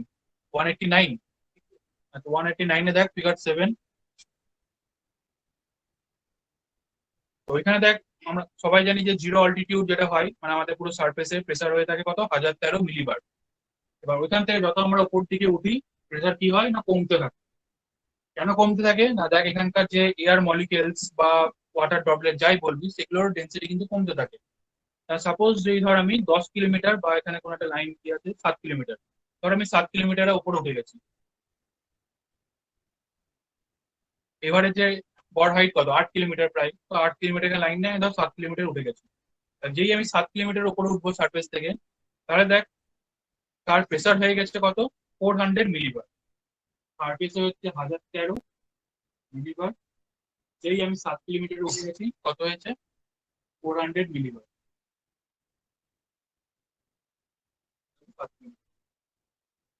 অ্যাটমসফিয়ারের স্কেল হাইট কত 8 কিলোমিটার। 7 কিলোমিটার ধরলাম, 8টা ধরলে একটু ভালো হতে যায়। তো 400 মিলিবার, তার মানে এই দেখ 1013 মিলিবার যে প্রেসার দিচ্ছে সে কে দিচ্ছে আমাদের অ্যাটমসফিয়ার দিচ্ছে। অ্যাটমসফিয়ারে কারা আছে কোনো মানুষ মানুষ টানুষ তো বসে নেই বা কোনো তো মানে বস্তু কি ইয়েও নেই ম্যাটারও নেই, তাহলে কারা দিচ্ছে পার্টিকেল গুলো দিচ্ছে। তাহলে 1013 মিলিবার যে যখন হচ্ছে তখন সব পার্টিকেল গুলো আমার মাথার উপর এসে চাপ দিচ্ছে, তখন 1013 মিলিবার আমি প্রেসার অনুভব করছি, প্রেসার ফিল করছি। কিন্তু যেই আমি 7 কিলোমিটার উপরে উঠে যাচ্ছি তখন কি হচ্ছে না ধর পার্টিকেল গুলো এইটুকু আছে, তো এইটুকু আমাকে কতটা প্রেসার দিচ্ছে না 400 মিলি। ঠিক আছে, এখান থেকে এইটুকুই বুঝতে হবে এটা থেকে। এর পরের ছবিটা দেখ তাহলে বুঝতে পারবি। ফিগার 8 দেখ বলেছে এটা সারফেস প্রেসার দুটোই তো সেম হবে, একটা বলে দেখ কোল্ড এয়ার, একটা বলেছে দেখ ওয়ার্ম এয়ার। এটা কিন্তু ভালো করে বুঝতে হবে। কোল্ড এয়ার আর দেখ ওয়ার্ম এয়ার বলেছে, সারফেসে তো 1013 মিলিবার হবেই কারণ ওয়াটার ড্রপলেট তো সবই সেম আছে। কিন্তু দেখ যখন কোল্ড এয়ার তখন কি হচ্ছে না সারফেসের কাছাকাছি তোর ওয়াটার পার্টিকেল গুলোর সংখ্যা বেশি। ওয়ার্ম এয়ারের ক্ষেত্রে কি হচ্ছে চারদিকে ছড়িয়ে আছে, স্বাভাবিক, কারণ ওয়ার্ম এয়ারে এন্ট্রপি হাই হয়ে থাকে, ভার্টিক্যাল সার্কুলেশন বেশি হবে, সবসময় ছড়িয়ে থাকার চান্স থাকবে। এবং এখানে দেখ একটা ভালো করে যদি দেখিস একটা দেখ সাদা লাইন আছে ছবিটায়, ভালো করে দেখবি দেখবি একটা সাদা লাইন আছে দুদিকেই। এই সাদা যে লাইনটা সেই লাইনে বলতে পারবি কি কোন সারফেসে বেশি প্রেসার পড়বে, কোল্ড এয়ারে না ওয়ার্ম এয়ারে? ধর আমি সাদা লাইনে আমি দাঁড়িয়ে আছি কোল্ড এয়ার ওয়ার্ম এয়ারে, কেন? হ্যাঁ, তার কারণ এখানে ওয়ার্ম যে ওয়াটার পার্টিকেল বা এয়ার মলিকিউল যেগুলো সেগুলো বেশি আছে। যে এয়ার মলিকিউল বেশি আছে আমার মাথার উপর চাপ বেশি দেবে। তার মানে সেম উপরে ফাঁকা আছে, তার মানে আমি যত উপরে গেলাম ধর কোনো একটা জায়গায় গিয়ে দাঁড়ালাম আমার উপরে প্রেসার কম পড়বে কোল্ড এয়ারের ক্ষেত্রে। ওয়ার্মের ক্ষেত্রে কি হবে না আমার প্রেসারটা বেশি পাবো আমি। তো এটা থেকেই তোর আসবে পরের যে বক্স ওয়ান তার কনসেপ্টটা, এরোপ্লেনের যে কনসেপ্টটা সেটা আসবে।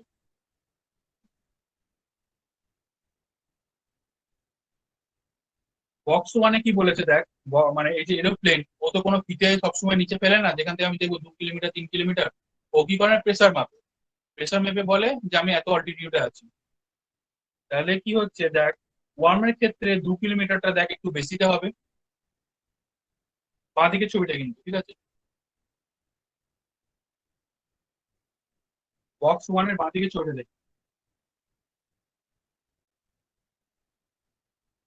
বুঝতে পারছিস কিনা দেখ।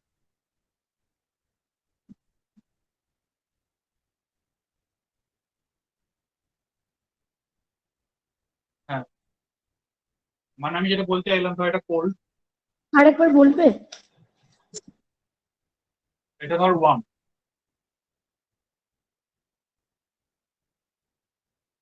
এখানে তো সাদা দাগটা আছে। কোল্ডের ক্ষেত্রে দেখ এই সাদা দাগের উপরে সাপোজ এইটুকুই ধর এয়ার মলিকিউলস আছে। ওয়ার্মের ক্ষেত্রে দেখ অনেক কটা এয়ার মলিকিউলস আছে, তার মানে ধর আমি সারফেস থেকে এই হাইটে উঠলাম আর সারফেস থেকে আমি ওয়ার্মের ক্ষেত্রে এই হাইটে উঠলাম, তাহলে এখানে ধর প্রেসারটা বেশি আমি পাবো। সাপোজ আমি এখানে প্রেসার পেলাম 800 মিলিবার, এখানে আমি ধর প্রেসার পেলাম 800 মিলি, আমি কি এখানে কি 800 মিলিবার পাবো না ওর থেকে কম পাবো না বেশি পাবো? কোশ্চেনটা কি বললাম, কোশ্চেনটা বললাম ধর ওয়ার্ম আছে, ওয়ার্মের আমি ধর এই প্রেসারে সেম হাইটে উঠেছি, আমি ওয়ার্মের ক্ষেত্রে 800 মিলিবার পাচ্ছি, আমি কোল্ডের ক্ষেত্রে সেম হাইটে যদি যাই তাহলে সেখানে কি 800 মিলিবারে বেশি পাবো না কম পাবো? কম। আমি কম পাবো কারণ কম পাওয়া এখানে যাবে। এয়ার মলিকিউল কম আছে, সাপোজ এখানে আমি পেলাম ধর 600 মিলি,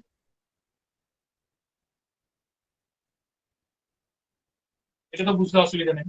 তাহলে কোশ্চেন হচ্ছে এই যে 800 মিলিবার আমরা এখানে পেয়েছি, তাহলে কোল্ডের 800 মিলিবারটা কোথায় পাবো? এর উপরে না নিচে? এর নিচে। তাহলে কোল্ডের 800 মিলিবারটা ধর আমি এখানে পেলাম। এটা হচ্ছে কোল্ডের 800 মিলিবার। ওয়ার্মে 800 মিলিবার এটা।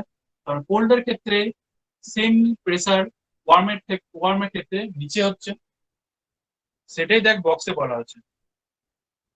বক্স ওয়ানে যেটা বলা দেখ 800 মিলিবার, যেটা 2 কিলোমিটার, ধর 800 মিলিবার মানে 2 কিলোমিটার, এই যে ওয়ার্মের 800 মিলিবার মানে 2 কিলোমিটার সাপোজ ধরে রাখ। তাহলে কি কোল্ডের 800 মিলিবার মানে কি 2 কিলোমিটার? এটা তো ধর 1.5 কিলোমিটার বা 1.5 কিলোমিটার, 1.5 কিলোমিটার। এটাই বক্স ওয়ানে বল, বক্সের ক্ষেত্রে ফিগার এ তে বলা আছে, বক্স ওয়ানে ফিগার এ। তো ওই জন্য আমাদের একটু প্লাস মাইনাস করে চলতে হয়, কারণ কখন কি ঠান্ডা আছে, বা যে ধর নতুন সে ধর এরকম করবে, আর যে ধর অলরেডি জানে যে এখানে এরকম হয়, তার অতটা অসুবিধা হবে না। তো এটা কিন্তু ভালো করে জেনে রাখিস বা ভালো করে কিন্তু বুঝে রাখতে হবে। এবার দেখ এই যে এত কিছু বললাম, এগুলো হচ্ছে যে হোয়াইট ডাস এয়ার প্রেসার ভ্যারি কার আন্ডারে। তাদের তিনটে ইয়ে আছে। একটা হচ্ছে influence of temperature on air pressure, যেটা তোদের বোঝালাম, টেম্পারেচারের বেসিসে এয়ার প্রেসারটা ভ্যারি করছে। সেকেন্ড আছে দেখ influence of water vapour on air pressure. স্বাভাবিক ওয়াটার ভেপার কোথায় যাবে, এখানে যত বেশি থাকবে সেখানে যত চাপ পড়বে। এটা বলছিলাম কিন্তু ফিগার 8 যেটা আছে দেখ, ফিগার 8 এ স্যার দেখ, এটা কোথায় বলছেন, এটা কোথায় আছে? এটা বলছি ফিগার 8 যেটা বললাম কিছুক্ষণ আগেই, ফিগার 8 এ দেখ ওইখানে যে লেখাগুলো আছে ফিগার 8 এর বাঁ দিকে দেখ আছে why does air pressure vary. তার আন্ডারে তিনটে পয়েন্ট। একটা হচ্ছে influence of temperature on air pressure, যেটা ক্যাপশন হচ্ছে মানে যেটা ফিগার হচ্ছে ফিগার 8, তার বেসিসে বলেছে। সেকেন্ড হচ্ছে দেখ influence of water vapour on air pressure, ওই পেজেই দেখ আছে। স্বাভাবিক ওয়াটার ভেপার যেখানে বেশি থাকবে সেখানে প্রেসার বেশি দেবে, ওয়াটার ভেপার যেখানে কম থাকবে সেখানে প্রেসার কম হবে। আর 3 নম্বর হচ্ছে নেক্সট পেজে বক্সের নিচে এয়ার ফ্লো অ্যান্ড প্রেসার, মানে এয়ার কেমন কি ফ্লো করছে। এয়ার যদি ধর এসে বেশি চাপ দিচ্ছে, যেমন ঝড়ের সময় আমরা চড়ে যাই কেন, তার কারণ এয়ার এসে আমাকে চাপ দিচ্ছে। তো এয়ার আসলে সেখানেও প্রেসার ভ্যারি করবে।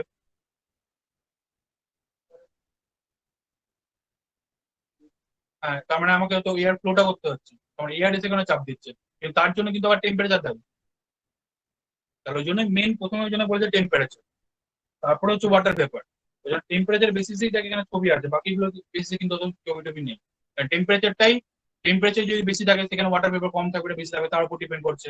তারপরে সেখানে ধর এয়ার প্রেসার কার উপর, টেম্পারেচার উপর ডিপেন্ড করছে। টেম্পারেচার সাথে প্রেসার একটু যে বলো ওয়ার্ম, ওয়ার্ম এয়ার আর কোল্ড এয়ারের মধ্যে কি দেখলি, একটা ধর ফিক্সড আছে, এটা এখানে কি টেম্পারেচার বেশি, তো এখানে তো টেম্পারেচার কম। টেম্পারেচার যদি বেশি হচ্ছে তাহলে এই যে 800 মিলিবারটা আমরা উপরে পাচ্ছি। আর সার্ফেস থেকে তো দুটোই সেম, সার্ফেস থেকে তো দুটোই সেম হবে, বা ধর তুমি একটু উপরে যদি উঠি অল্টিটিউড হলে তখন আলাদা হবে। এবং এই যে সার্ফেস, এটা কিন্তু এমন নয় যে আমাদের এই সার্ফেস, এটা কিন্তু হচ্ছে সি সার্ফেস। সি সার্ফেস থেকে কলকাতা কিন্তু অলরেডি হাইটে আছে, তার মানে সেটা দিয়ে কিন্তু কনসিডার করতে হবে।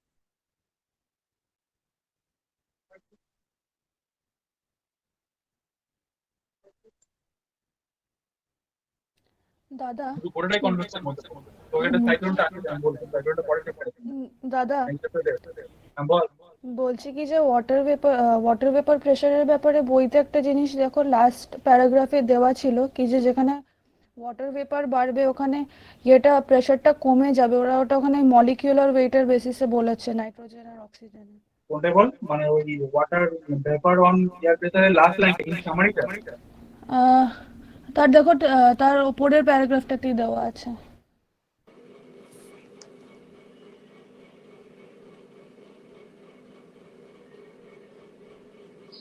এখানে বলেছে ওই নাইট্রোজেন আর অক্সিজেনের মলিকিউলার ওয়েটটা বেশি, যার জন্য তার সাথে হিউমিড এয়ার যত কম থাকবে তত বেশি বেশি। এখানে যেটা বলেছে দেখ হিউমিড এয়ারটা দেখ লাইটার, তার কারণ কি হিউমিড এয়ার যদি হয় তাহলে সেখানে কি থাকবে, জল থাকবে।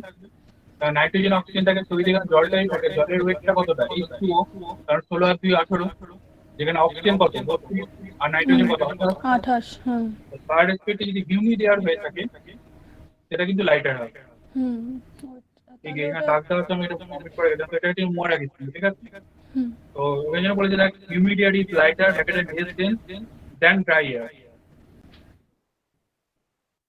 এবং দেখ তারপরে বলেছে সেটা কতটা হয়ে যায় না 2% less dense than the dry air, এটা খুবই কম সেম টেম্পারেচার যদি হয়ে থাকে, কারণ টেম্পারেচারটাই কিন্তু বেসিক্যালি মেন ফ্যাক্টর হচ্ছে এখানে।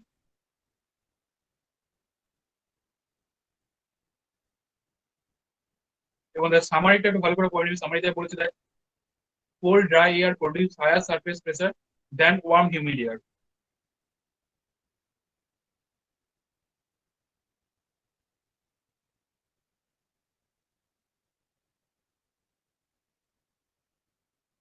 তারপরে দেখ প্রেসার গ্রেডিয়েন্ট ফোর্স, এটা আমাদের অনেকটা হচ্ছে কন্ট্রোলের মতো দেখতে বা কন্ট্রোলের মতো করে মনে রাখতে পারিস। প্রেসার গ্রেডিয়েন্ট ফোর্সের আন্ডারে দেখ ফিগার 9 যদি ছবিটা দেখিস, ফিগার 9 এ দেখ যে প্রেসারের যে বিভিন্ন যে কার্ভগুলো টেনেছে, মানে আইসো বার গুলো যেগুলো টেনেছে, আইসো বার মাঝে সেম প্রেসারের যে লাইন গুলো, ফিগার 9, এটা 1016, তারপর কত 1012, যাই হোক প্রথম দিকে হচ্ছে একটু বেশি দূরে দূরে, পরের দিকে কাছাকাছি। আর প্রেসার গ্রেডিয়েন্ট ফোর্স যেটা সেটা কোথায় বেশি হবে, এখানে হবে উইক। তার কারণ কি, এখান থেকে এখানে ধরো হচ্ছে 1016, এখানে ধর 1012, তাহলে কি এর মধ্যে 4 মিলিবার এতটা ডিফারেন্স, তার মানে এখানে উইন্ড যে ফ্লোটা সেটা খুবই কম ফ্লো করবে, উইক ফ্লো হবে।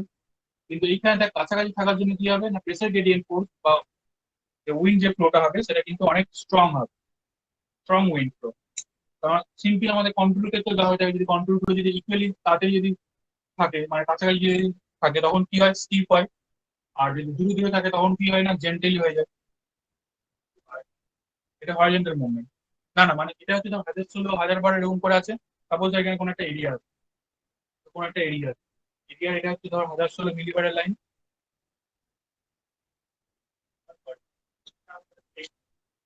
এটা ভার্টিক্যাল নয় তো।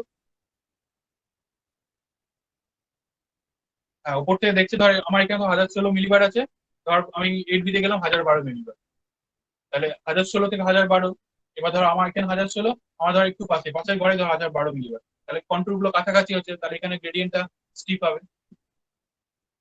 আর যেমন কন্ট্রোল ক্ষেত্রে কি হয়, আমরা ধর প্রজেকশন করি তো, আর ধর বিভিন্ন যে কন্ট্রোল গুলো যখন আমরা ধর স্ট্রাকচার ম্যাপে নিই তখন তো প্রজেকশন করে দেখি, ভার্টিক্যাল নয়, সার্ফেস হরিজন্টাল।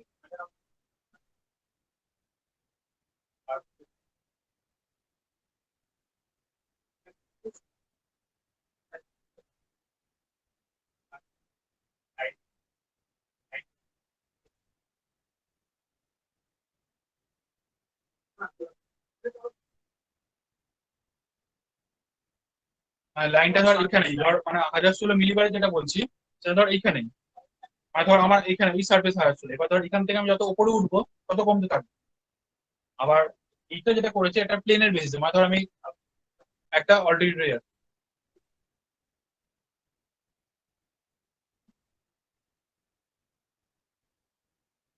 ইকুয়াল প্রেসার হলে সেটা তো জানিস, জিওলজি তো পড়েছি, আইসো বার মানে ইকুয়াল প্রেসার, সেই বেসিসে এটা করেছে। আর এই যে উইন্ড মুভমেন্ট বা যেটা হচ্ছে সেটাকে বলা হয় কিন্তু প্রেসার গ্রেডিয়েন্ট ফোর্স। ওই জন্য দেখবি হেডিং এ বলেছে প্রেসার গ্রেডিয়েন্ট ফোর্স। তো প্রেসার গ্রেডিয়েন্ট ফোর্স মানে হচ্ছে যে ধর এই যে লাইন গুলোর যে কতটা ডিস্টেন্স আছে বা কিভাবে কতটা আছে তার বেসিসে যে এয়ার ফ্লো করছে, তখন তাকে বলা হয় প্রেসার গ্রেডিয়েন্ট ফোর্স। এটা ল্যাটিটিউডিনাল ভেরিয়েশনের জন্য, আর লংজিটিউডিনাল জন্য হতে পারে। আর যেখানে হোক এই প্রেসার গুলো ভ্যারি করতে থাকে, মানে একটাই অল্টিটিউড যেটা বলছিল, একটা অল্টিটিউডে আর প্রেসার গুলো ভ্যারি করতে থাকে। তো সেখান থেকে তুই কোন দিকে এয়ার মুভমেন্ট করবে সেটা তুই বলতে পারবি।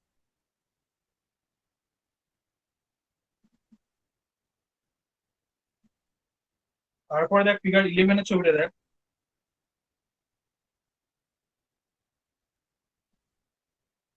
সেখানে দেখ বিফোর সানরাইজ বলে একটা আছে এ, ফিগার 11-এর এ টা দেখ বিফোর সানরাইজ, সব দেখ প্রেসার সেম, 1012, তারপর 1008, 1004, সব সেম সেম আছে।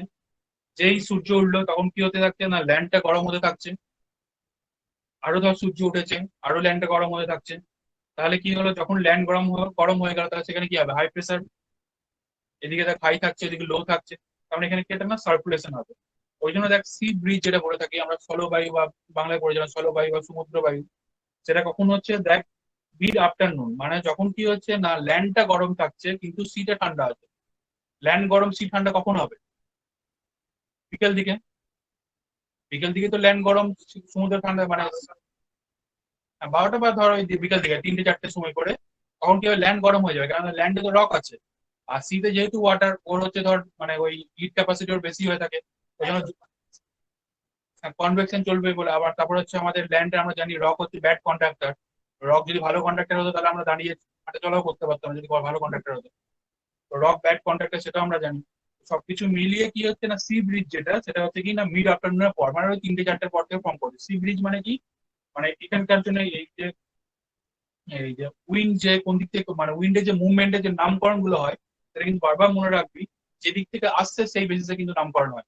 আমরা 9-10-এ ভূগোলেও পড়েছিলাম যে যেদিক থেকে আসছে সেই দিক বেসিসে নাম হয়, যেদিকে যাচ্ছে সেই বেসিসে নয়। কিন্তু এখানে দেখ আসছে কোথা থেকে, সমুদ্র থেকে আসছে, যাচ্ছে কোথায় না ল্যান্ডে, সি থেকে আসছে বলে নাম হচ্ছে সি ব্রিজ। এবং সেটা হচ্ছে ওই মিড আফটারনুনের পর। তো আমার ল্যান্ড ব্রিজ কখন হবে, যখন হচ্ছে ভোরবেলার সময়, যখন কি হবে না জলের মধ্যে হিট ধরে রেখেছে, জল তো সহজে হিট ছাড়বে না। আর ল্যান্ড কি হবে, তাড়াতাড়ি ঠান্ডা হয়ে যাবে। এই তাড়াতাড়ি ঠান্ডা হবে, প্রেসার ডিস্ট্রিবিউশনের একটা পার্থক্য হবে, ল্যান্ড থেকে বাতাস তোর সমুদ্রের দিকে যাবে, তখন হবে ল্যান্ড ব্রিজ। আইসোবার গুলো না, তুই দেখ এখানে দেখ, এই 1008 যে মিলিবারটা, 1008 মিলিবার যেটা, সেটা ধর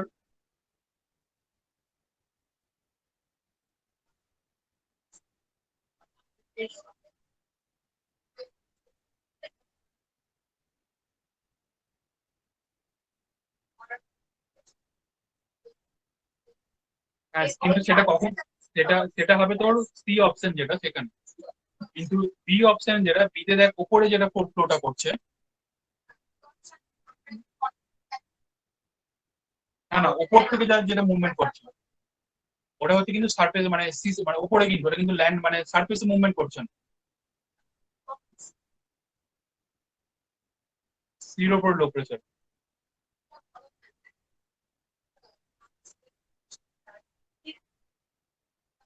তুই কি বলছিলিস বল?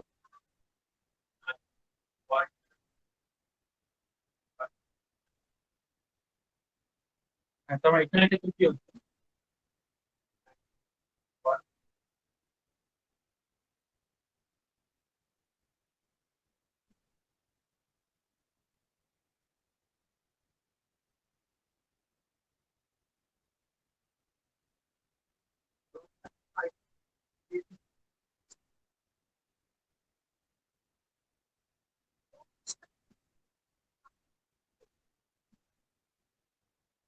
ওয়ার্মের 1008 যদি এখানে হয়, তাহলে কোল্ডের 1008টা কোথায় যাবে,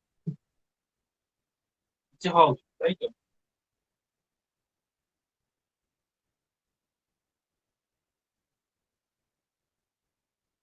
না এখানে দেখ, তুই দেখ, হ্যাঁ হ্যাঁ, এখানে দেখ তোকে যেটা দেখতে হবে, দেখ ফিগার যেটা আছে আমি বলছি, আমি নিচে ছবিটা আঁকছি।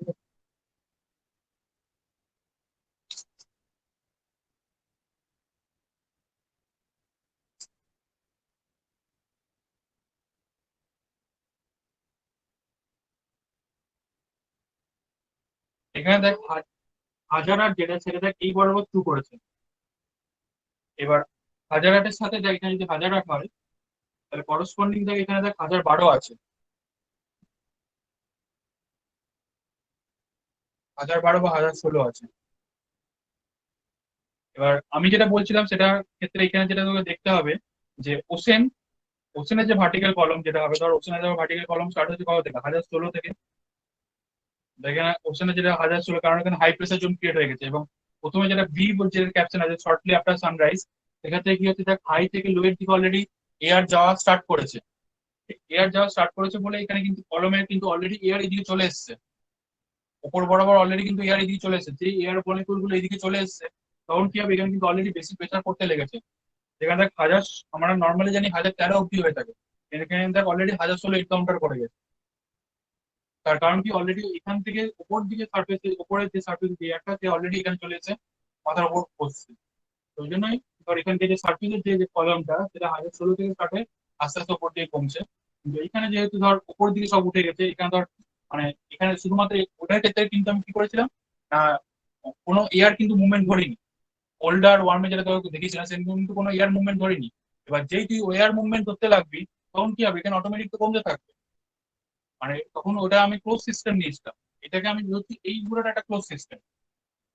এখানে এয়ার ফ্লোটা হচ্ছে, এয়ার ফ্লো হয়ে যাওয়ার জন্য কি হচ্ছে না, এখান থেকে ধর বাতাস উপরে উঠে গেল, তারপরে যে মুভমেন্ট, তারপরে এখানে তো লো প্রেশারটা হচ্ছে। আর ওইটা যেটা বললাম যে কোল্ড আর ওয়ার্মের যে কনসেপ্টটা, সেটা আমি কিন্তু ক্লোজ সিস্টেম ধরেছিলাম একটা করে। হ্যাঁ যাই তো, ওপরে ওপরে যাওয়ার জন্য নিচে একটা লো থাকছে। মানে এখানে তো কনভেকশনটা এরকম হচ্ছে, দেখ ছবি দেওয়া আছে, এখান থেকে এরকম উঠলো, এখান থেকে এরকম এলো, এখানে হাই প্রেশার থেকে লো প্রেশার থেকে হাই প্রেশার, আবার এটা। তো এটাকে আমি বলছিলাম সি ব্রিজ। উপরে যেটা গেছে সেটা কিন্তু আমি ল্যান্ড ব্রিজ বলবো না, তো উপরে কি হচ্ছে আমি দেখতে পাচ্ছি না। তো তখন নিচের দিকেই মুভমেন্টটা এরকম হবে, তখন সেটা ল্যান্ড ব্রিজ হবে।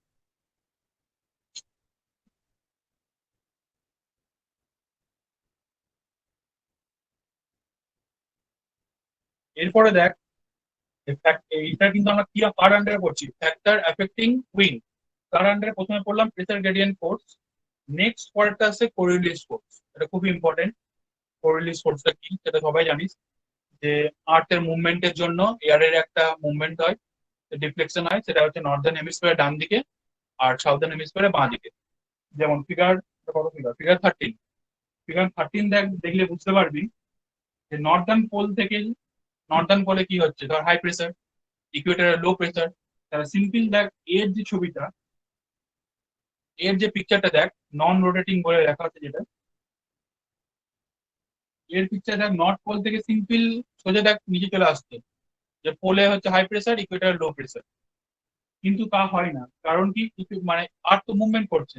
যেই আর্থ মুভমেন্ট করবে, তার মানে পোল থেকে যেখানে 90 আসার কথা ছিল, ও কোথায় চলে যাচ্ছে না 105 ডিগ্রিতে, তার ডিফ্লেকশন হচ্ছে।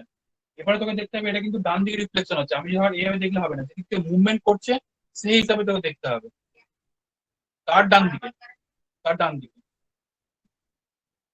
তার কারণ কি, রোটেশনটা হয় আমাদের আর্থের ক্ষেত্রে অ্যান্টি ক্লকওয়াইজ।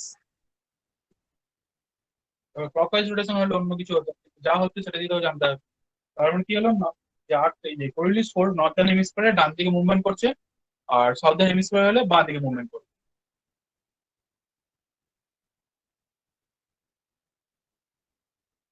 এরপরে দেখ আরেকটা বলা আছে ফিগার 14।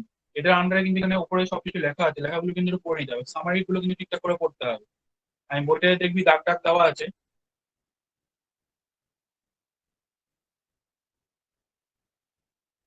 তো একটা কোশ্চেন খুবই আছে বারবার, যে ইকুয়েটোরিয়াল রিজিয়নে কিন্তু কোরিওলিস ফোর্স 0। ইকুয়েটোরিয়াল রিজিয়নে কিন্তু কোরিওলিস ফোর্স 0। ইকুয়েটার থেকে যত আমরা পোলের দিকে যাব, কোরিওলিস ফোর্স তত বাড়বে। এবং এখানে দেখ সেটাই বলে দেখিয়েছে ফিগার 14 এর ছবিটাই।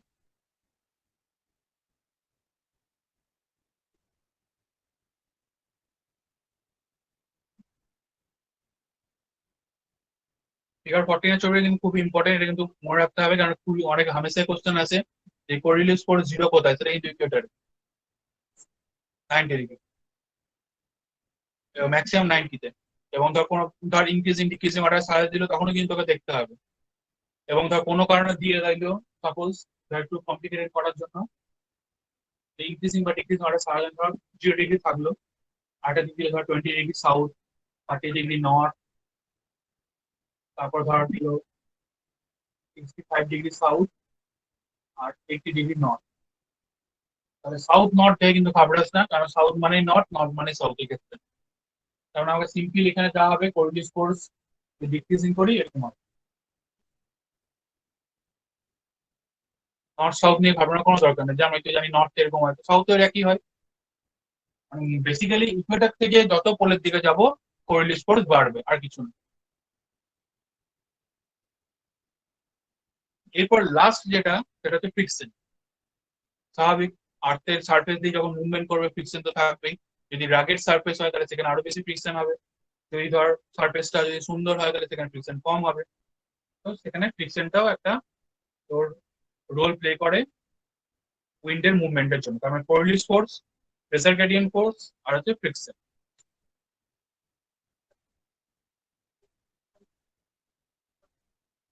কি হরাইজন্টাল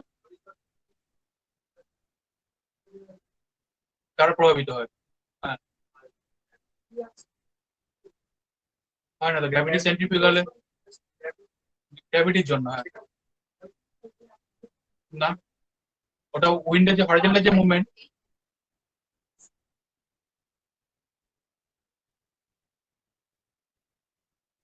আর গ্র্যাভিটির সাথে কি ছিল? সেন্ট্রিফিউগাল ছিল আর কি ছিল?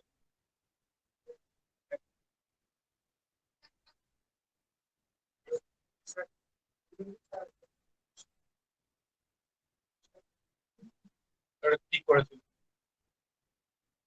তো এখান থেকে ওইভাবে কিন্তু বলা আছে, ওই জন্য এটা বলেছে এখান থেকে কোনো গ্র্যাভিটি ম্যাভিটি নেই। সিম্পল যদি হেডিং গুলো পড়ে যেতিস তাহলে হয়তো হয়ে যাবে। ওই জন্য হেডিং সাথে করতে হবে ফিগার ক্যাপশন গুলো দেখে। পরেরটা দেখ, জিওস্ট্রপিক ফ্লো কাকে বলে, এটা খুব ইম্পর্টেন্ট। জিওস্ট্রপিক ফ্লো হচ্ছে প্রেসার গ্রেডিয়েন্ট ফোর্স আর কোরিওলিস ফোর্স এর মধ্যে ব্যালেন্সটাকে। এখানকার দেখ ফিগার 16 যে ছবিটা আছে সেটা দেখলে ভালো করে বুঝতে পারবি। ফিগার 16, ফিগার 16 এর ছবিটা দেখলে বুঝতে পারবি। ফিগার 16 এর ছবিটা একটু সেটা এখানে 912, তারপরে 908, 904 এরকম করে আছে। তার প্রেসার গ্রেডিয়েন্ট যে ফোর্স সেটা কি হবে? এই বরাবর।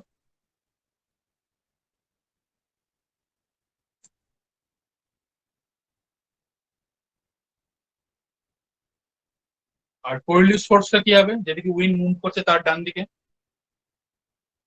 যেদিকে উইন্ড মুভ করছে তার ডান দিকে ডিফ্লেকশন করতে যাবে, সেটাই হবে কোরিওলিস ফোর্স তার।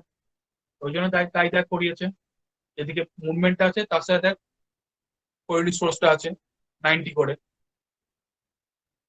এবং কোরিওলিস ফোর্স সাপোজ ধর এদিকে মুভমেন্ট আছে, কোরিওলিস ফোর্স তিন বরাবর। কোরিওলিস ফোর্স হচ্ছে প্রেসার গ্রেডিয়েন্ট। তো প্রেসার গ্রেডিয়েন্ট ফোর্স কি চাইছে? যে এয়ার কি মুভমেন্ট করাতে এই বরাবর, কোরিওলিস ফোর্স বলছে না, এই বরাবর মুভমেন্ট করতে হবে। তো তারপর আলটিমেট মুভমেন্ট করে ও মাঝখানে কোন একটা রেজাল্টেন্ট বরাবর উইন্ড মুভমেন্ট করে, তখন তাকে বলা হয় জিওস্ট্রপিক ফ্লো। জিওস্ট্রপিক ফ্লোটা সিম্পল কি, pressure gradient force and Coriolis ফোর্সের মধ্যে ব্যালেন্সটাকে বলা হয় তোর জিওস্ট্রপিক ফ্লো, বা উইন্ডের মুভমেন্টও বলা হয় থাকে।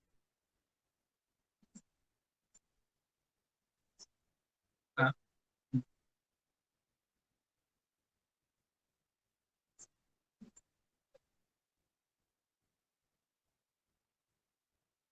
এটা অ্যাব্রাপ দেখিয়েছে, তাকে অ্যাব্রাপ দেখিয়েছে। এবং হুম, না মানে প্রেসার ডিফারেন্সটা তোকে দেখিয়ে দিয়েছে যে প্রেসার ডিফারেন্সটা ধর এরকম বরাবর হচ্ছে। এরপরে বলতে চাইছি যে ধর কোরিওলিস ফোর্স, এখানে পড়লে আরো বুঝতে পারবি, দেখবি।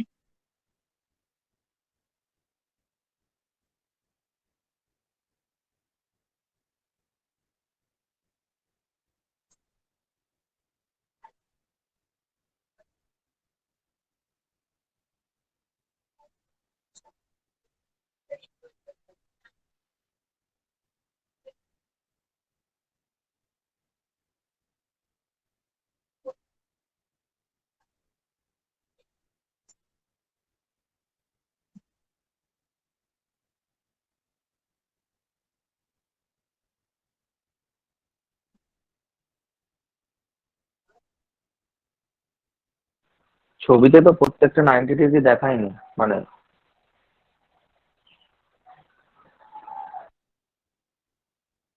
বল কি বলছিস তুই? তুমি যে বললে না, মানে প্রেসার গ্রেডিয়েন্ট ফোর্সের সঙ্গে কোরিওলিস ফোর্সটা প্রত্যেকটাই মানে রাইট অ্যাঙ্গেল করছে, সেটা তো মানে এই ছবিতে তো দেখায়নি।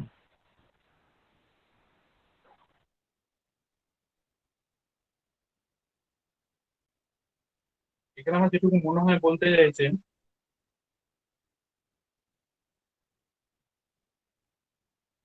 ফিগার ক্যাপশনটা দেখ পড়লে বুঝতে পারবি। দেখ বলেছে তার জিওস্ট্রপিক wind, the only force acting on a stationary parcel of air is the pressure gradient force.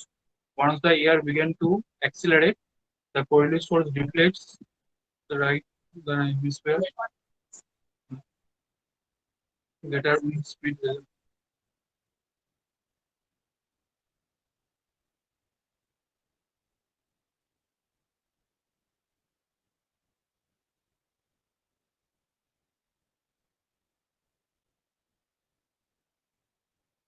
হ্যাঁ,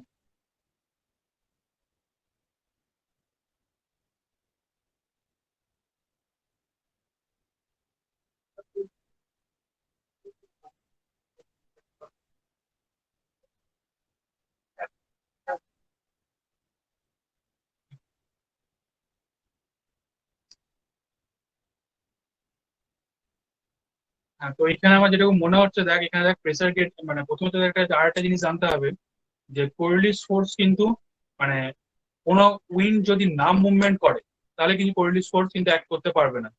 তো ওই জন্য মুভমেন্ট করার জন্য আগে কিন্তু আমার চাই প্রেসার গ্রেডিয়েন্ট ফোর্স, মানে প্রেসার গ্রেডিয়েন্ট ফোর্স যেই কাজ করতে লাগবে তারপরে উইন্ড মুভমেন্ট করতে লাগবে, তারপরে হচ্ছে তোমার কোরিওলিস ফোর্স কাজ করবে। ঠিক আছে, তো এখানে আমার যেরকম মনে হয় সেরকম একটা কিছু দেখিয়েছে যে ধর প্রেসার গ্রেডিয়েন্ট ফোর্স তোর আছে, ঠিক আছে, প্রেসার গ্রেডিয়েন্ট ফোর্সের জন্য তোর উইন্ডটা দেখ, এবং দেখ উইন্ডেরও দেখ সাইনটা চেঞ্জ হতে লেগেছে, মানে উইন্ডের যে অ্যামাউন্টটা। তো প্রথম দেখ উইন্ডটা জাস্ট স্টার্ট মানে শুরু হয়েছে, এখানে সেটাই লেখা আছে, এবং আশা করি ফিগার ক্যাপশন পড়ে এটা আছে এবং নিচেও তাই লেখা আছে। উইন্ডে দেখ যে উইন্ডের যে তীর চিহ্ন যেটা দেখ প্রথম যেটাতে উইন্ডে যতটা আছে তারপরে দেখ উইন্ডটা বাড়তে লেগেছে এবং সাইমেলটেনিয়াসলি কোরিওলিস ফোর্সটাও বাড়তে লেগেছে। তার মানে এখানে দেখ বলাও আছে আরো যে উইন্ডের যার যত, যে উইন্ডে যত ভেলোসিটি বেশি তার কোরিওলিস ফোর্সের অ্যামাউন্টটাও তত বেশি। তার মানে কোরিওলিস ফোর্স, তার মানে আর প্রেসার গ্রেডিয়েন্ট ফোর্স তো অলরেডি সেমই থাকছে, প্রেসার গ্রেডিয়েন্ট ফোর্স কিন্তু চেঞ্জ হচ্ছে না।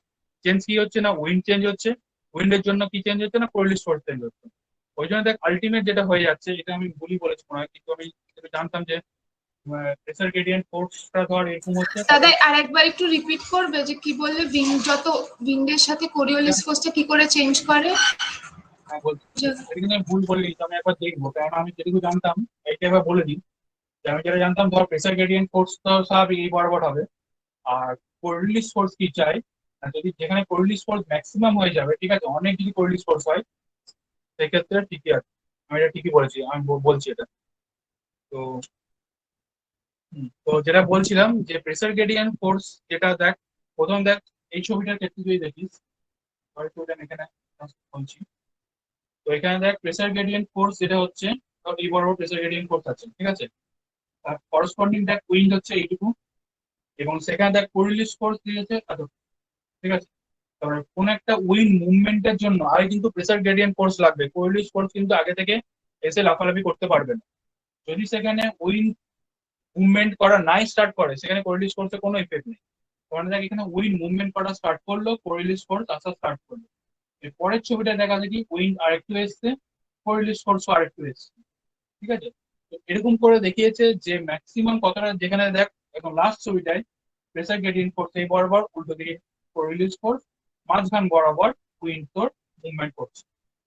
তার মানে কি বলতে চাইলো যে যেখানে হচ্ছে ধর মানে কোরিওলিস ফোর্স ম্যাক্সিমাম বা কোরিওলিস ফোর্স যেখানে ডমিনেন্ট, সেখানে উইন্ড প্রেসার গ্রেডিয়েন্টের সাথে প্যারালাল করে মুভমেন্ট করে, মানে আইসি বার গুলোর সাথে না, প্রেসার গুলো, হ্যাঁ প্রেসার গ্রেডিয়েন্টে পারপেন্ডিকুলার, কিন্তু আইসো বার গুলোর সাথে প্যারালাল করে মুভমেন্ট করে। সেটা এখানে জাস্ট দেখা যাচ্ছে, এখান থেকে আর কিছু বলতে চাইনি। তো আমিও এখান থেকে সেটাই দেখাতে চাইছিলাম। এখানে আমি কি বলছিলাম দেখ, এখানে বলতে চাইছিলাম যে দেখ প্রেসার গ্রেডিয়েন্ট ফোর্স তো এটা ফিক্স, ঠিক আছে, এই ছবিটা এবার রাখি, বইয়ের যা ছবি আছে ঠিক আছে, এবার এই ছবিটা যেটা বলছিলাম, প্রেসার গ্রেডিয়েন্ট ফোর্স হচ্ছে এটা ধর এই অ্যামাউন্ট, কোরিওলিস ফোর্স হচ্ছে ওর পারপেন্ডিকুলার। এরপরে যখন ধর উইন্ড মুভমেন্ট করা স্টার্ট করলো মাঝখান বরাবর উইন্ডের ভেক্টর, এরপর যখন ধর কোরিওলিস ফোর্স ম্যাক্সিমাম হয়ে যাবে, মানে অনেক বড় হবে, তখন উইন্ডটা কার দ্বারা ড্রিভেন হবে, প্রেসার গ্রেডিয়েন্ট ফোর্স না কোরিওলিস ফোর্স?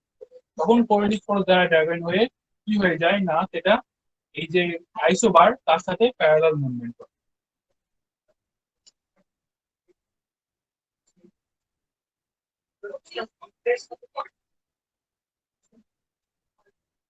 হ্যাঁ ঠিক, এও তাই বলছিল, হ্যাঁ তাই হবে, কারণ উইন্ডের সাথে পারপেন্ডিকুলার, কারণ এখানে বলেছে যে ডান দিকে রিফ্লেক্ট করে, ঠিকই বলেছিল, উইন্ডের সাথে পারপেন্ডিকুলার হবে। ঠিক, হ্যাঁ, তাহলে কোরিওলিস ফোর্সটা চেঞ্জ হবে, উইন্ডটাও চেঞ্জ হবে, ঠিকই বলছিল। উইন্ডের ডিরেকশনের সাথে প্রেসার গ্রেডিয়েন্ট ফোর্স হচ্ছে এইটা, ঠিক আছে, এবার ধর যেই ধর উইন্ড মুভমেন্ট করা স্টার্ট করলো, প্রথমে এরকম বরাবর চাইছিল, তো কি হলো না, কোরিলেস ফোর্স চলে আসার জন্য উইন্ডটাই বরাবর হচ্ছে, উইন্ডের সাথে সেটা পারপেন্ডিকুলার। এবার ধর কোরিলেস ফোর্স যত বাড়ছে, মানে ধর উইন্ডটা যত বাড়ছে কোরিলেস ফোর্স তত বাড়ছে, যে আলটিমেট কি হচ্ছে না, কোরিলেস ফোর্স অ্যামাউন্টটা বাড়তে বাড়তে এর সাথে প্যারালাল হয়ে গেল। তখন কি হচ্ছে না, এখানকার যে মুভমেন্টটা মানে যে উইন্ডের যে ভেক্টরটা, সেটা আইসোবারের সাথে প্যারালাল হয়ে যাচ্ছে। আর এর সাথে বাইশ বেলের লটা একটু দেখে নিস, ঠিক আছে? বাইশ বেলের ল বলতে নিচে লেখা আছে, if you stand with your back to the wind, lower pressure will be found to your left and higher pressure to your right. দেখো এখানে 22 বেলেট করে লেখা আছে, এই যে ফিগার ক্যাপশন যেখানে বললাম তার নিচের দিকে একটু লেখা আছে।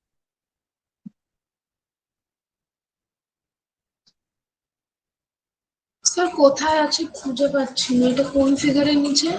ফিগার 16, 16। আচ্ছা 15। ফিগার 16 ক্যাপশন, তার নিচে দেখবি একটা বোল্ড করে লেখা আছে, দেখ 22 বেলেট ল বলে, BUYS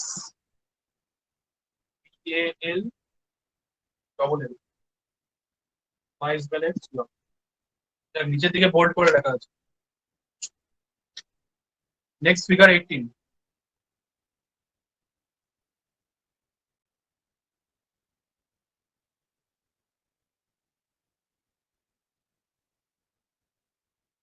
ফিগার 18 এ দেখ সাইক্লোন আর অ্যান্টি সাইক্লোন আছে, তুই কি চার্জ দিবি? কি টাইপ সি, এমনি নর্মাল?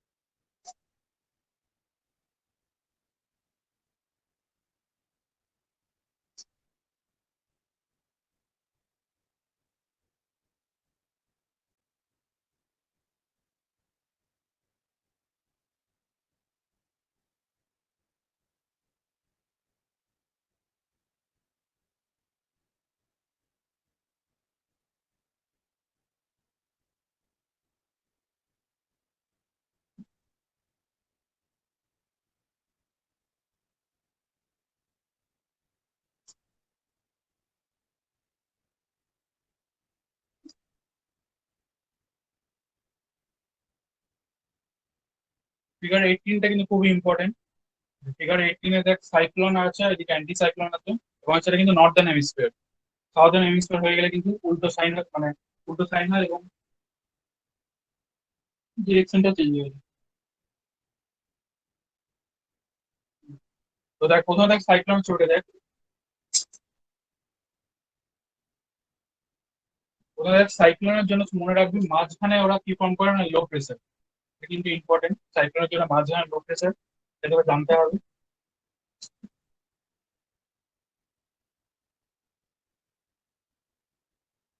আর বাইরে হচ্ছে হাই প্রেসার।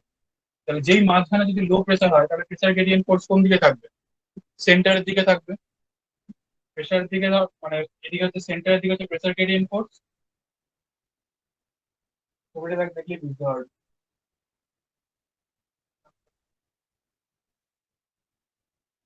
এই বরাবর হচ্ছে প্রেসার গ্রেডিয়েন্ট ফোর্স, এই বরাবর হচ্ছে উইন্ড, উইন্ডে ধর এই বরাবর ঘুরতে ঘুরতে থাকবে।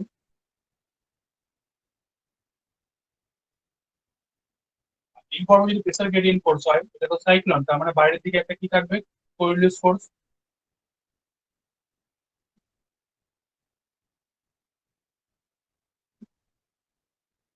আর এই বরাবর মুভ কিন্তু, তার মানে এখানে তোকে কি কি জানতে হবে? এক নম্বর জানতে হবে এই যে মাঝখানে যদি লো প্রেসার হয় তাহলে সেটাকে বলে সাইক্লোন,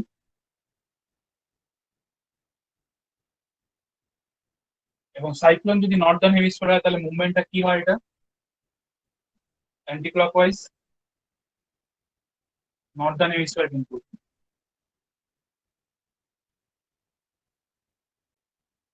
তার উপরে বলা আছে কাউন্টার ক্লকওয়াইজ বা anti clockwise.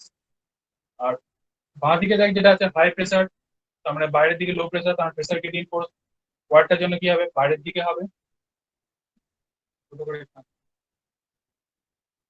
High pressure. Pressure gradient force কি হয়, বাইরে দিতে হবে, ভোল্টেজ ফোর্স ভেতরে দিতে হবে, অ্যান্টিসাইক্লোন, আর এই বরাবর উইন্ড মুভমেন্ট। এবং এটা দেখ বলেছে ক্লকওয়াইজ, এবং কোথায় নর্দার্ন হেমিস্ফিয়ারে। সাইক্লোনে যদি তুই ভাগ করিস, সাইক্লোন যে নর্দার্ন হেমিস্ফিয়ার আর সাউদার্ন হেমিস্ফিয়ার দেখি, তার নর্দার্ন হেমিস্ফিয়ারে কিন্তু অ্যান্টি ক্লকওয়াইজ, সাউদার্ন হেমিস্ফিয়ারে কিন্তু ক্লকওয়াইজ। আর সাইক্লোন হলেই কিন্তু ভেতরে লো প্রেসার থাকবেই, এটা নিয়ে কোনো সন্দেহ নেই। এটা থেকে বোঝা যায় এটা সাইক্লোন না অ্যান্টি সাইক্লোন। সাইক্লোন হলে ভেতরে লো প্রেসার, অ্যান্টি সাইক্লোন হলে ভেতরে হাই প্রেসার। এবার তুই যে কোনো একটা মনে রেখে দিতে পারিস যে নর্দার্ন হেমিস্ফিয়ারে সাইক্লোন হলে অ্যান্টি ক্লকওয়াইজ, বাকি সব উল্টো হয়ে যাবে। মানে দাদা বলছি সাদার্ন হেমিস্ফিয়ারে যদি সাইক্লোনটা হতো তাহলেও কি মাঝখানে লো প্রেশার নাকি মাঝখানে হাই প্রেশার? লো প্রেসার কখনো হবে, ওই জন্য বললাম সাইক্লোন মানেই মাঝখানে লো প্রেসার। আচ্ছা সাইক্লোন আর অ্যান্টি সাইক্লোনের মধ্যে পার্থক্য তাই, সাইক্লোন হলেই মাঝখানে লো প্রেসার, অ্যান্টি সাইক্লোন হলে মাঝখানে হাই প্রেসার। ওকে দাদা। এবার এইভাবে জিনিসটাকে মনে রাখতে পারিস যে সাইক্লোন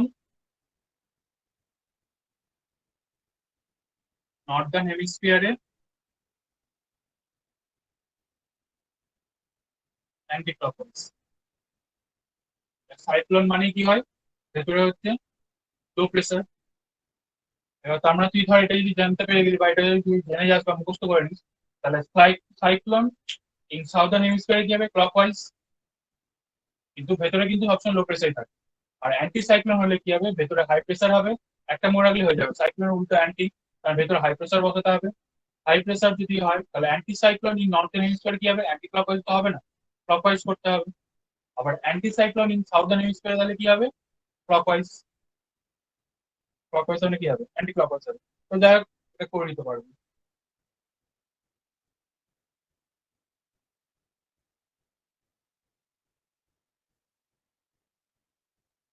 এরপরে দেখ পরের ইয়েটাতে ফিগার 20 ফ্রিকশন বলে আছে, দেখি উইন্ড মুভমেন্ট করবে তার উল্টো দিকে তো ফ্রিকশন হবেই, সেটা স্বাভাবিক।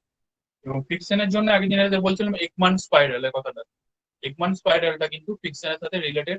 একমান স্পাইরাল যদি কখনো কোথাও আছে তখন কিন্তু ফ্রিকশন টার্মটা আসবে। সাপোজ তার পরের বাড়ি যদি দিয়ে দেয় একমান স্পাইরালের জন্য কে কে, তখন কিন্তু ওই তিনটে তার সাথে মাপতে হবে ফ্রিকশন। আগের বারে ছিল একমান স্পাইরালটা এখানে পড়েনি মনে হয়।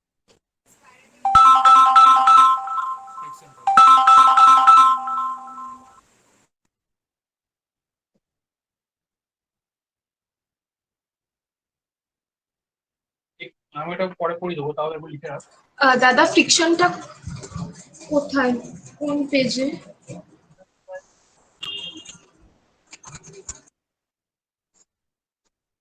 ফ্রিকশন লাগবেই,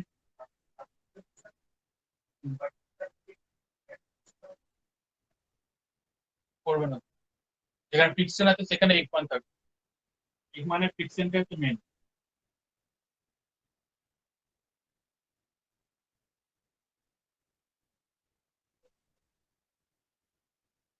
উইন্ড ডিরেকশনের সাথে উইন্ড ডিরেকশন 99 একমান স্পাইরাল, ঠিক আছে।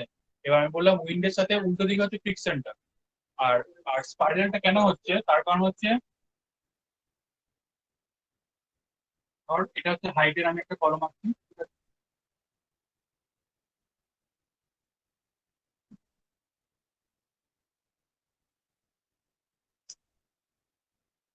ধর কেমন কেমন এঁকেছিলাম যেন আগের দিন, একমান স্পাইরাল ছবি রেখেছি স্যার।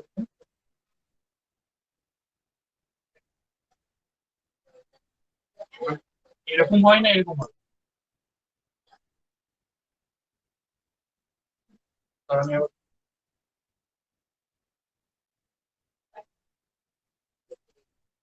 হ্যাঁ হ্যাঁ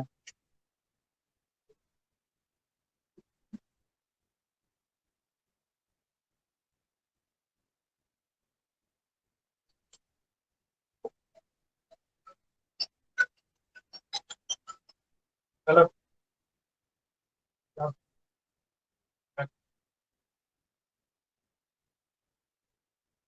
একমান স্পাইরাল হচ্ছে এরকম টাইপের একটা দেখতে হয়। তার কারণ কি, এটা হচ্ছে সারফেস, ঠিক আছে, আর এটা আমি একটা কলম এঁকেছি, ভার্টিক্যাল কলম। তখন কি হয় না, ধর এখানে ধর প্রেসার ধর মুভমেন্ট করছে ধর এই বরাবর, ঠিক আছে। এবার এই বরাবর মুভমেন্ট করছে উইন্ডটা, কারণ কি ডিউ টু ফ্রিকশনের জন্য ঠিকঠাক করে মুভমেন্ট করতে পারছে না। যত হাইটের উপর দিকে উঠবে তখন কি হবে না, তখন কোরিলিস ফোর্স বা প্রেসার গ্রেডিয়েন্ট ফোর্স দ্বারা ড্রিভেন হবে নিচের দিকে, কিন্তু ফ্রিকশনটাই মেন নিচে। ও কোরিলিস ফোর্স বা প্রেসার গ্রেডিয়েন্ট ফোর্স কাউকে তোয়াক্কা করে না, ফ্রিকশনটাই মেন। আর যত উপর দিকে উঠতে থাকবে তখন কি হবে না, বেসিক্যালি মুভমেন্টটা হতে থাকবে এই বরাবর। কিন্তু আমি ভার্টিক্যাল কলামটা আনবো, তো আঁকলাম বুঝতে পারলে কি, এটা হচ্ছে আমার সারফেসটা, এটা সারফেস। আমার সারফেস থেকে আমি উপর দিকে উঠছি, সারফেসে কি হচ্ছে না, প্রেসার গ্রেডিয়েন্ট মানে ফ্রিকশনটাই বেশি বলে ও এরকম একটা মুভমেন্ট করছে। এবার ধর প্রেসার গ্রেডিয়েন্ট ফোর্স বা আমার উইন্ডের মেইন মুভমেন্ট হবে left to right, left to right ও হতে চাইছে, কিন্তু ফ্রিকশনের জন্য ও হতে দিচ্ছে না। তখন কি হয় না, এরকম একটা মুভমেন্ট মানে স্পাইরাল লাইক শেপ হয়। যত আমি উপর দিকে যাচ্ছি তত কি হচ্ছে না, একটা মুভমেন্ট করে। সাপোজ এখনকার এরকম মুভমেন্ট এরকম করতে হবে, এরকম হতে হতে আস্তে আস্তে কি হবে, উপর দিকে এরকম হবে। তো এই যে নেচারটা, এটাকে বলে হিগমান স্পাইরাল। এবং এটা যেমন অ্যাটমসফিয়ারও আছে তেমন আছে কোথায়, ওশেনও আছে। এবার ওশেনে যদি ভাবি তাহলে ওশেনে কোথায় আছে, ওশেনে কিন্তু এটা সারফেস, সারফেস মানে কিন্তু ওশেনের হচ্ছে মানে জল মানে সি লেভেল, ওয়াটার আর এয়ার লেভেল, সেখান থেকে নিচের দিকে, এমন না কিন্তু সি বেস, ঠিক আছে। তো ওইখানে ফ্রিকশনটা কে দিচ্ছে না, এয়ারের সাথে ওয়াটারের ফ্রিকশন, সেই ফ্রিকশন ওটার থেকে যত আমি নিচে যাবো ফ্রিকশন কমতে থাকবে। কিন্তু এখানে কিন্তু ওশেনে কিন্তু কিন্তু ওশেনের বেস নয়, ওখানে সি লেভেল থেকে নিচের দিকে প্রেসার গ্রেডিয়েন্ট পরের দিকে। দাদা এটা একটু পেজ নাম্বার বা ফিগার নাম্বারটা একটু বলবে, খুঁজে পাচ্ছি না। ফিগার নাম্বার পেজ নাম্বার নেই এখানে, এটা জাস্ট আমি ফিগার 20 এর জন্য বললাম যে ফিগার 20 তে বলা আছে যে ফ্রিকশনটা কিভাবে কি কাজ করে, সেই বেসিসে বললাম হিগমান স্পাইরালটা মনে রাখার জন্য।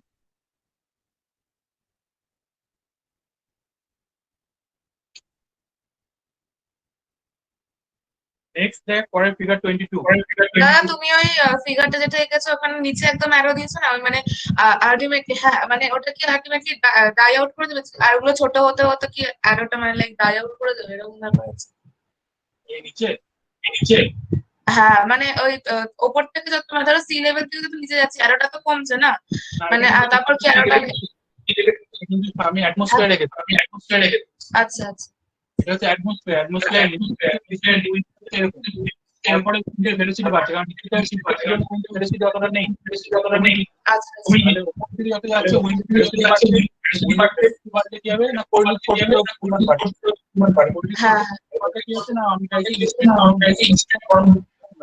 হ্যাঁ। আর দাদা তুমি একদম নিচে যে যে লাইনটা এঁকেছো ওটা কি, ওটা আরেকবার বলবো ওটা কি? হ্যাঁ হ্যাঁ এটা এটা এটার প্রজেকশন। আচ্ছা আচ্ছা ওকে ওকে হ্যাঁ ঠিক আছে।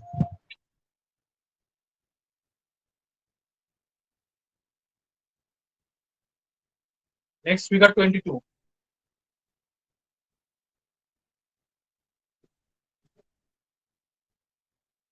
ফিগার 22টা দেখ ওরকম যেটা বলছিলাম যে কনভার্জেন্ট অ্যালপটা ডাইভার্জেন্ট অ্যালপটা তোকে আছে, এবং দেখ যেখানে ডাইভার্জেন্ট অ্যালপ হয়েছে সেখানে মেঘ ফর্ম করেছে, এবং সেটা কিন্তু কিউমুলোনিম্বাস।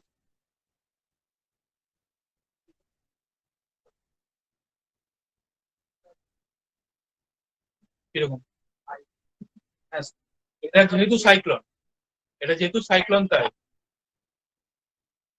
এটা হচ্ছে সাইক্লোনের জন্য দেখাচ্ছে। যে বলছিল না কি একজন যে সাইক্লোনের সময় কোন মেঘটা হয়, সাইক্লোনের সময় কিন্তু এই মেঘটা হয়, ওপরে কি হবে। কিন্তু নর্মালি আমাদের ইকুয়েটর বা নর্মাল সাইক্লোন হতেই হবে কিউমুলোনিম্বাসের জন্য, এমন না। কিউমুলোনিম্বাস নর্মাল হতে থাকে, ওপর দিকে আপওয়ার্ড মুভমেন্ট করছে, কারণ কিউমুলোনিম্বাস ফর্ম করে এইভাবে মুভমেন্ট করছে। বল, হ্যাঁ দেখ ভেতরে দেখ দেওয়া আছে লো প্রেসার। প্রথমে ভেতরে লো প্রেসার মানে কি ভাববো আমি, যে যেখানেই হোক, কারণ ভেতরে লো প্রেসার মানে এটা হচ্ছে সাইক্লোন। দেখ বলেছে কোথায় কি বলা থাকে, ক্যাপশনে লেখা যাবে সারফেস সাইক্লোন ব্র্যাকেটের লো, এখানে লো মানেই সাইক্লোন, আর কোনো কিছু ভাবার দরকার নেই। এবার এখানে এটা নিশ্চয়ই বলে যে নর্দার্ন হেমিস্ফিয়ার, বা না বললে আমাকে ধরে নিতে হবে, কোথাও বলেনি। হ্যাঁ সেটাই বলছি। তাছাড়া এখানকার এটা কোথাকার ছবি, এটা মনে হয় আমেরিকার ছবি, নর্থ আমেরিকার ছবি হয়তো দিয়েছে, বাঁ দিকের কেটোটা দেখে তাই মনে হচ্ছে আমার। তো যাই হোক, আমার নর্দার্ন হেমিস্ফিয়ারের ছবি। তো নর্দার্ন হেমিস্ফিয়ারের মাঝখানে লো মানে হচ্ছে অ্যান্টি ক্লকওয়াইজ, সাইক্লোন বুঝে গেলাম, অ্যান্টি ক্লকওয়াইজ মুভমেন্টটা হয়েছে। অ্যান্টি ক্লকওয়াইজ মুভমেন্ট হয়ে আলটিমেট তো কোথাও গিয়ে শেষ করতে হবে, একদম তো উপরে চলে যেতে পারে না। তো উপরে গিয়ে কি হচ্ছে না, চারদিকে ছড়াতে হবে।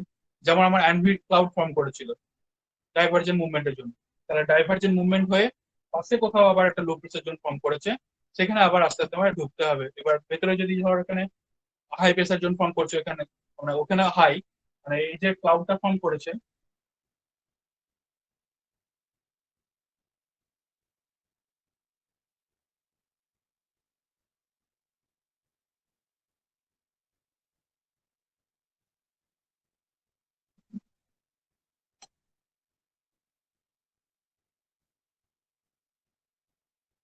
ক্লাউড ফর্ম করেছে, তারপরে ক্লাউডের পরে এখানে তো হাই প্রেসার জোন হয়ে গিয়ে এদিকে চলে আসতে হবে। যেমন আমাদের ওই সি ব্রিজের ক্ষেত্রে পড়েছিলাম, এখানে হাই এখানে লো, কারণ এখানে তো এদিকে ট্রাভার্স করতে হবে, ডাইভারজেন্স সরাতে হবে।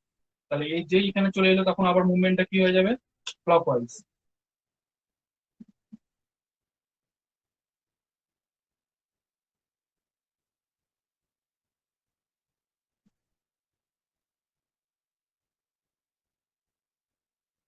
এখানে মুভমেন্ট ছিল এই বরাবর, মুভমেন্ট হলো এই বরাবর, ক্লকওয়াইজ অ্যান্টি ক্লকওয়াইজ। মানে এখানে কি হলো কেসটা, এখানে হলো দেখ নিচে লিখে দেখ কনভার্জিং সারফেস উইন্ড, কনভার্জ হচ্ছে সারফেস উইন্ডটা, কনভার্জ হচ্ছে দেখ লো প্রেসার আছে, স্বাভাবিক কনভার্জিং হবে। আর নিচে দেখ এখানে বলেছে কি ঘুরে ঘুরে গিয়ে সরে যাবে, তার মানে এখানে দেখ হাই প্রেসার দেওয়া, তার মানে এটা কি অ্যান্টি ক্লকওয়াইজ। এখানে দেখ দুই হচ্ছে ডাইভার্জিং সারফেস উইন্ড। তো উপরে ওই জন্যই মানে এখানে জাস্ট সাইক্লোনটা কি হবে পাশাপাশি যদি হয় তখন কি হয়, সেই ডায়াগ্রাম থেকে এঁকে দিয়েছে যে কিভাবে কি ক্লাউডটা কি এখন করছে বা কি হচ্ছে। এবং এখানে ক্যাপশন যেটা vertical air flow associated with cyclone and anti cyclone, এর ক্যাপশনটা।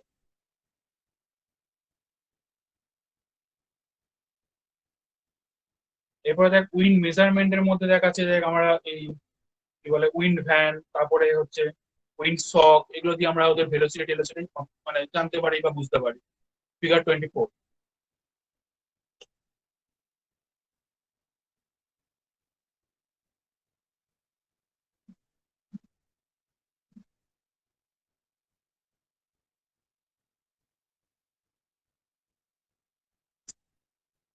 এটার প্রথমটা একটু বলে দিচ্ছি, পরেরটা আরো অনেকটাই আছে, এটা আমি নেক্সট দিন বলবো। তার কারণ হচ্ছে এখানে তোর ফন্টোজেনেসিস ফন্টোলাইসিস একটু বাইরে থেকেও বলতে হবে আমাকে পরের চ্যাপ্টার। তাও আমি প্রথমটা বলে দিচ্ছি, প্রথম কয়েকটা পেজ বলে দিচ্ছি যে কি করতে হবে। প্রথম দেখ যেটা আছে পরের chapter circulation of the atmosphere, খুব ইম্পর্টেন্ট কিন্তু। এবং এর ফিগার 2 খুবই ইম্পর্টেন্ট। ফিগার 2 এর যেটা ইম্পর্টেন্ট কারণ কি, এখানে micro scale, meso scale, macro scale এইসব যে ব্যাপারগুলো আছে। সাপোজ কোনো কারণে বলে দিল যে এই যে টর্নেডো কার আন্ডারে পড়ে, যে মাইক্রো স্কেল, মেসো স্কেল না ম্যাক্রো স্কেল, বা ম্যাক্রো স্কেলের আন্ডারে কারা পড়ে। দেখ নেটে তুই যে অপশন গুলো দিয়েছিল বা 2000 তোদের যে পরীক্ষাটা হয়েছে, যদি আমি বলি যে এমএসসি কিন্তু আছে, যে অপশনটা তোকে বললি তুমি ফিক্স এন্ড অ্যান্ড, ওরা কিন্তু এমএসকিউ আকারেই পড়ছে। তো কেউ বলে দিল এর জন্য তিনটে কোনটা, তাহলে আমার কিন্তু সেইভাবে কিন্তু তৈরি করতে হবে যে এর জন্য কোনটা কোনটা হয়। আর নেই ঠিক আছে, কিন্তু আবার ওই হিসাবে কিন্তু আবার দেখতে পাচ্ছি যে আছে। তো ওই জন্যই বলা যে সাপোজ ধর বলে দিল ম্যাক্রো স্কেলের মধ্যে কোনটা কোনটা পড়ছে। ধর অপশনে থাকলো কি কি আছে না, হারিকেন, অ্যান্টি সাইক্লোন, আরটা দিয়ে দিল টর্নেডো, তাহলে সেটা পড়বে না, যেহেতু টর্নেডো আছে তো মেসো স্কেলে। এইভাবে কিন্তু পরিষ্কার ভালো করে মনে রাখতে হবে। এবং এই যে ডায়ামিটারটা, যে স্কেল ডায়ামিটার, সেটা জানতে হবে, এবং কোনটা কতক্ষণ ধরে থাকে, লাইফ স্প্যান, ওয়াই-অ্যাক্সিস দেখ লাইফ স্প্যান আছে, সেটাও তোকে জানতে হবে কার লাইফ স্প্যান কতটা, একটা জাস্ট এভারেজ। এমন নয় যে তুই ধর এখানে অ্যান্টি সাইক্লোন বলেছে দেখ ডেজ 2 উইকস, তার সঙ্গে তুই ধর মিশিয়ে দিলি যে এই ডাস্ট ডেভিলস, এগুলো কয়েক সেকেন্ডের জন্য থাকে। ধুলি ঝড় আমরা মাঠে খেলতে গেলে দেখতে পাই, এটা জাস্ট ধুলি ঝড় উঠে চলে গেল, তো সেগুলো আমি সাইক্লোন বলবো না।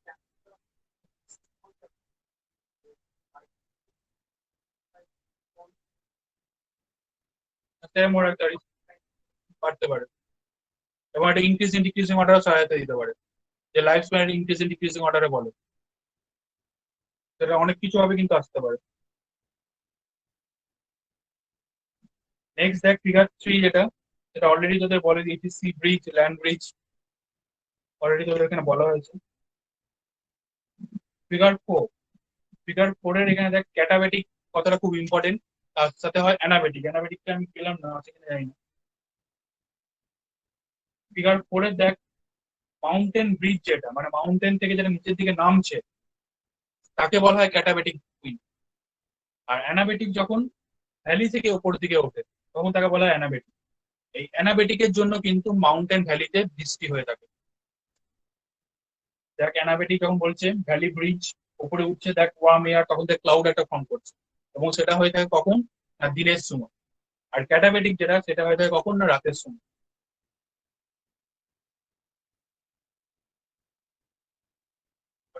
মাউন্টেন টপোগ্রাফির সাথে কি কি,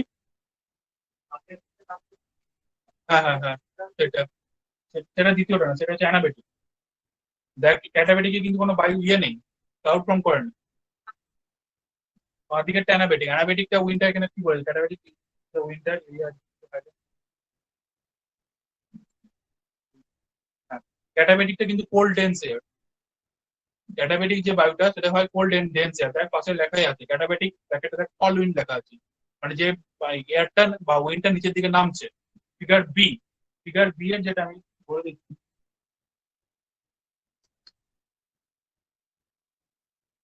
তো মাউন্টেন ভ্যালি এই বরাবর যে উইন্ডটা মুভ করছে ফিগার বি তে, সেটা হচ্ছে ক্যাটাবেটিক উইন্ড। আর উল্টোটা ফিগার এ তে এই বরাবর যেটা উঠছে সেটা হচ্ছে অ্যানাবেটিক উইন্ড। এবার মাউন্টেন ভ্যালিতে তুই যেটা বললি সেটা যদি একদম এক্স্যাক্টলি মাউন্টেন ভ্যালিতে যদি ক্লাউড ফর্ম করে সেটা কিন্তু ক্যাটাবেটিকের জন্য হতে পারে, কিন্তু ক্যাটাবেটিক বায়ু যেটা জেনারেলি কোল্ড অ্যান্ড ড্রাই হয়, কোল্ড ড্রাই হলে আমি ক্লাউড কোথাতে ফর্ম করবো? ওখানে দেখ অ্যানাবেটিক এর ক্ষেত্রে কিন্তু ক্লাউডটা আছে।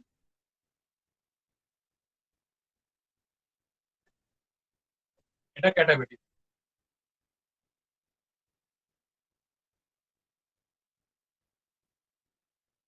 আর এখানে যে নামটা আছে সেটাও কিন্তু পড়ে রাখিস, মাউন্টেন ব্রিজ বলেছে একটাকে, আর এটাকে ভ্যালি ব্রিজ বলেছে।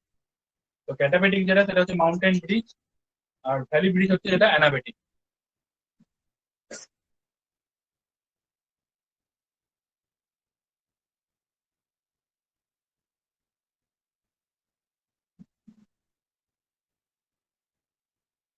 এখানে চিনুক বা কোয়ান কথাটা আছে, চিনুক কিন্তু আগের দিন বলছিলাম লোকাল উইন্ডের মধ্যে পড়ে।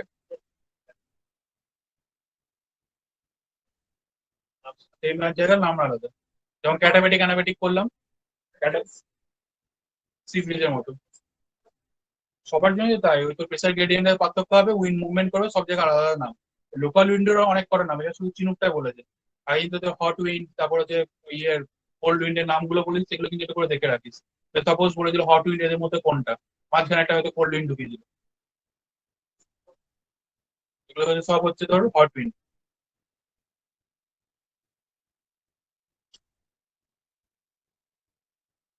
এর পরেরটা আমি পরের দিন বলবো, সিঙ্গেল সেল সার্কুলেশনটা, কারণ এখান থেকে ধরে আলাদা একটা পার্ট হচ্ছে। এবং এর থেকে একটু মনসুনটা তোদের একটু পড়তে হবে, মনসুনটা আমি দেখি তোদের মনসুন থেকে মাঝে মাঝে কোশ্চেন দেয়। আর আরেকটা যেটা জিনিস করতে হবে পরের দিনের জন্য, আমি নেটের এটা তোরা আগেরবার করেছিলিস, জুন 2016 শুধুমাত্র আমি জিওলজি পার্টটা দেবো। জুন 2016, জুন 2016 জিওলজি পার্টটা আলাদা করা আছে, সেই জিওলজি পার্টটা দেবো। সেটা পরের দিনের মানে যে ধর কোশ্চেন অ্যান্সার তো পেয়েই যাবি, বা এখানে হয়তো করা আছে কোশ্চেন অ্যান্সার পেয়ে যাবি, ধর কোনোটা কোনো যদি ডাউট থাকে বা কোনোটা অ্যান্সার কেন হচ্ছে এরকম, তা সেগুলোকে ক্লারিফাই করে দেবো। জুন 2016টা শুধু পরের দিনের জন্য এটা দিয়ে দেবো। এবং তাহলে বুঝতে পারবি যে জিওলজি থেকে করলে মোটামুটি মোটামুটি অনেকটাই কিন্তু কোশ্চেন আছে।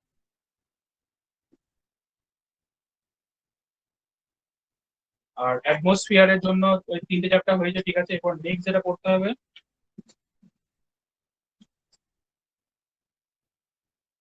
আর এই লাইটিং চ্যাপ্টারে কিন্তু আছে, ঠিক আছে, ফিগার 15 তুই যেটা বলছিস তার মতো বলে থান্ডারস্টর্ম এন্ড টর্নেডো আন্ডার। কোনটা? হ্যাঁ ওয়েট বলটা বলতে, হ্যাঁ ওয়েট বলটা, আচ্ছা হ্যাঁ পরে বলে দেবো। ওই 4টে অপশনে আমি বলে দেবো পার্থক্য কি আছে না আছে বলে দেবো। এমন ভাবে ওরা থাকে, ওই জন্য ডিফারেন্সটা তোকে ঠিক করে জানতে হবে। আর এই চ্যাপ্টারে কিন্তু এল নিনো লা নিনা আছে, আশা করি পড়েছিস। বা আমি বারবার বলি একটা ইউটিউবে দেখে একটা ভিডিও পেয়ে যাবে খুব সুন্দর, ওটাও দেখতে পাবো। ঠিক আছে, আমি একবার বইটা দেখি। ঠিক আছে, তো কোন চ্যাপ্টারে পড়তে হবে আমি বলে দেবো।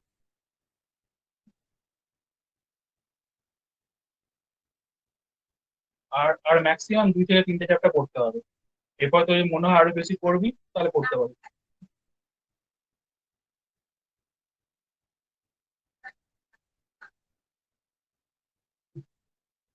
আর আর একটা যেটা পড়তে হবে, প্ল্যানেটারি সায়েন্স থেকে একটা পার্ট পড়তে হবে। তো যেটা এরই আর একটা বই আছে প্ল্যানেটারি সায়েন্সের, সেটা পড়তে হবে। একটা চ্যাপ্টার চ্যাপ্টার 23 না কি একটা আছে, সেটা তো দিয়ে দেবো, আগে এটা শেষ হোক।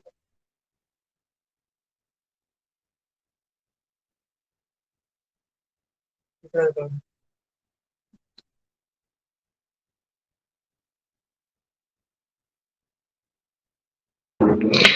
দাদা প্ল্যানেটারি সায়েন্সের ওই বইটার মানে অথার নেমটা কি?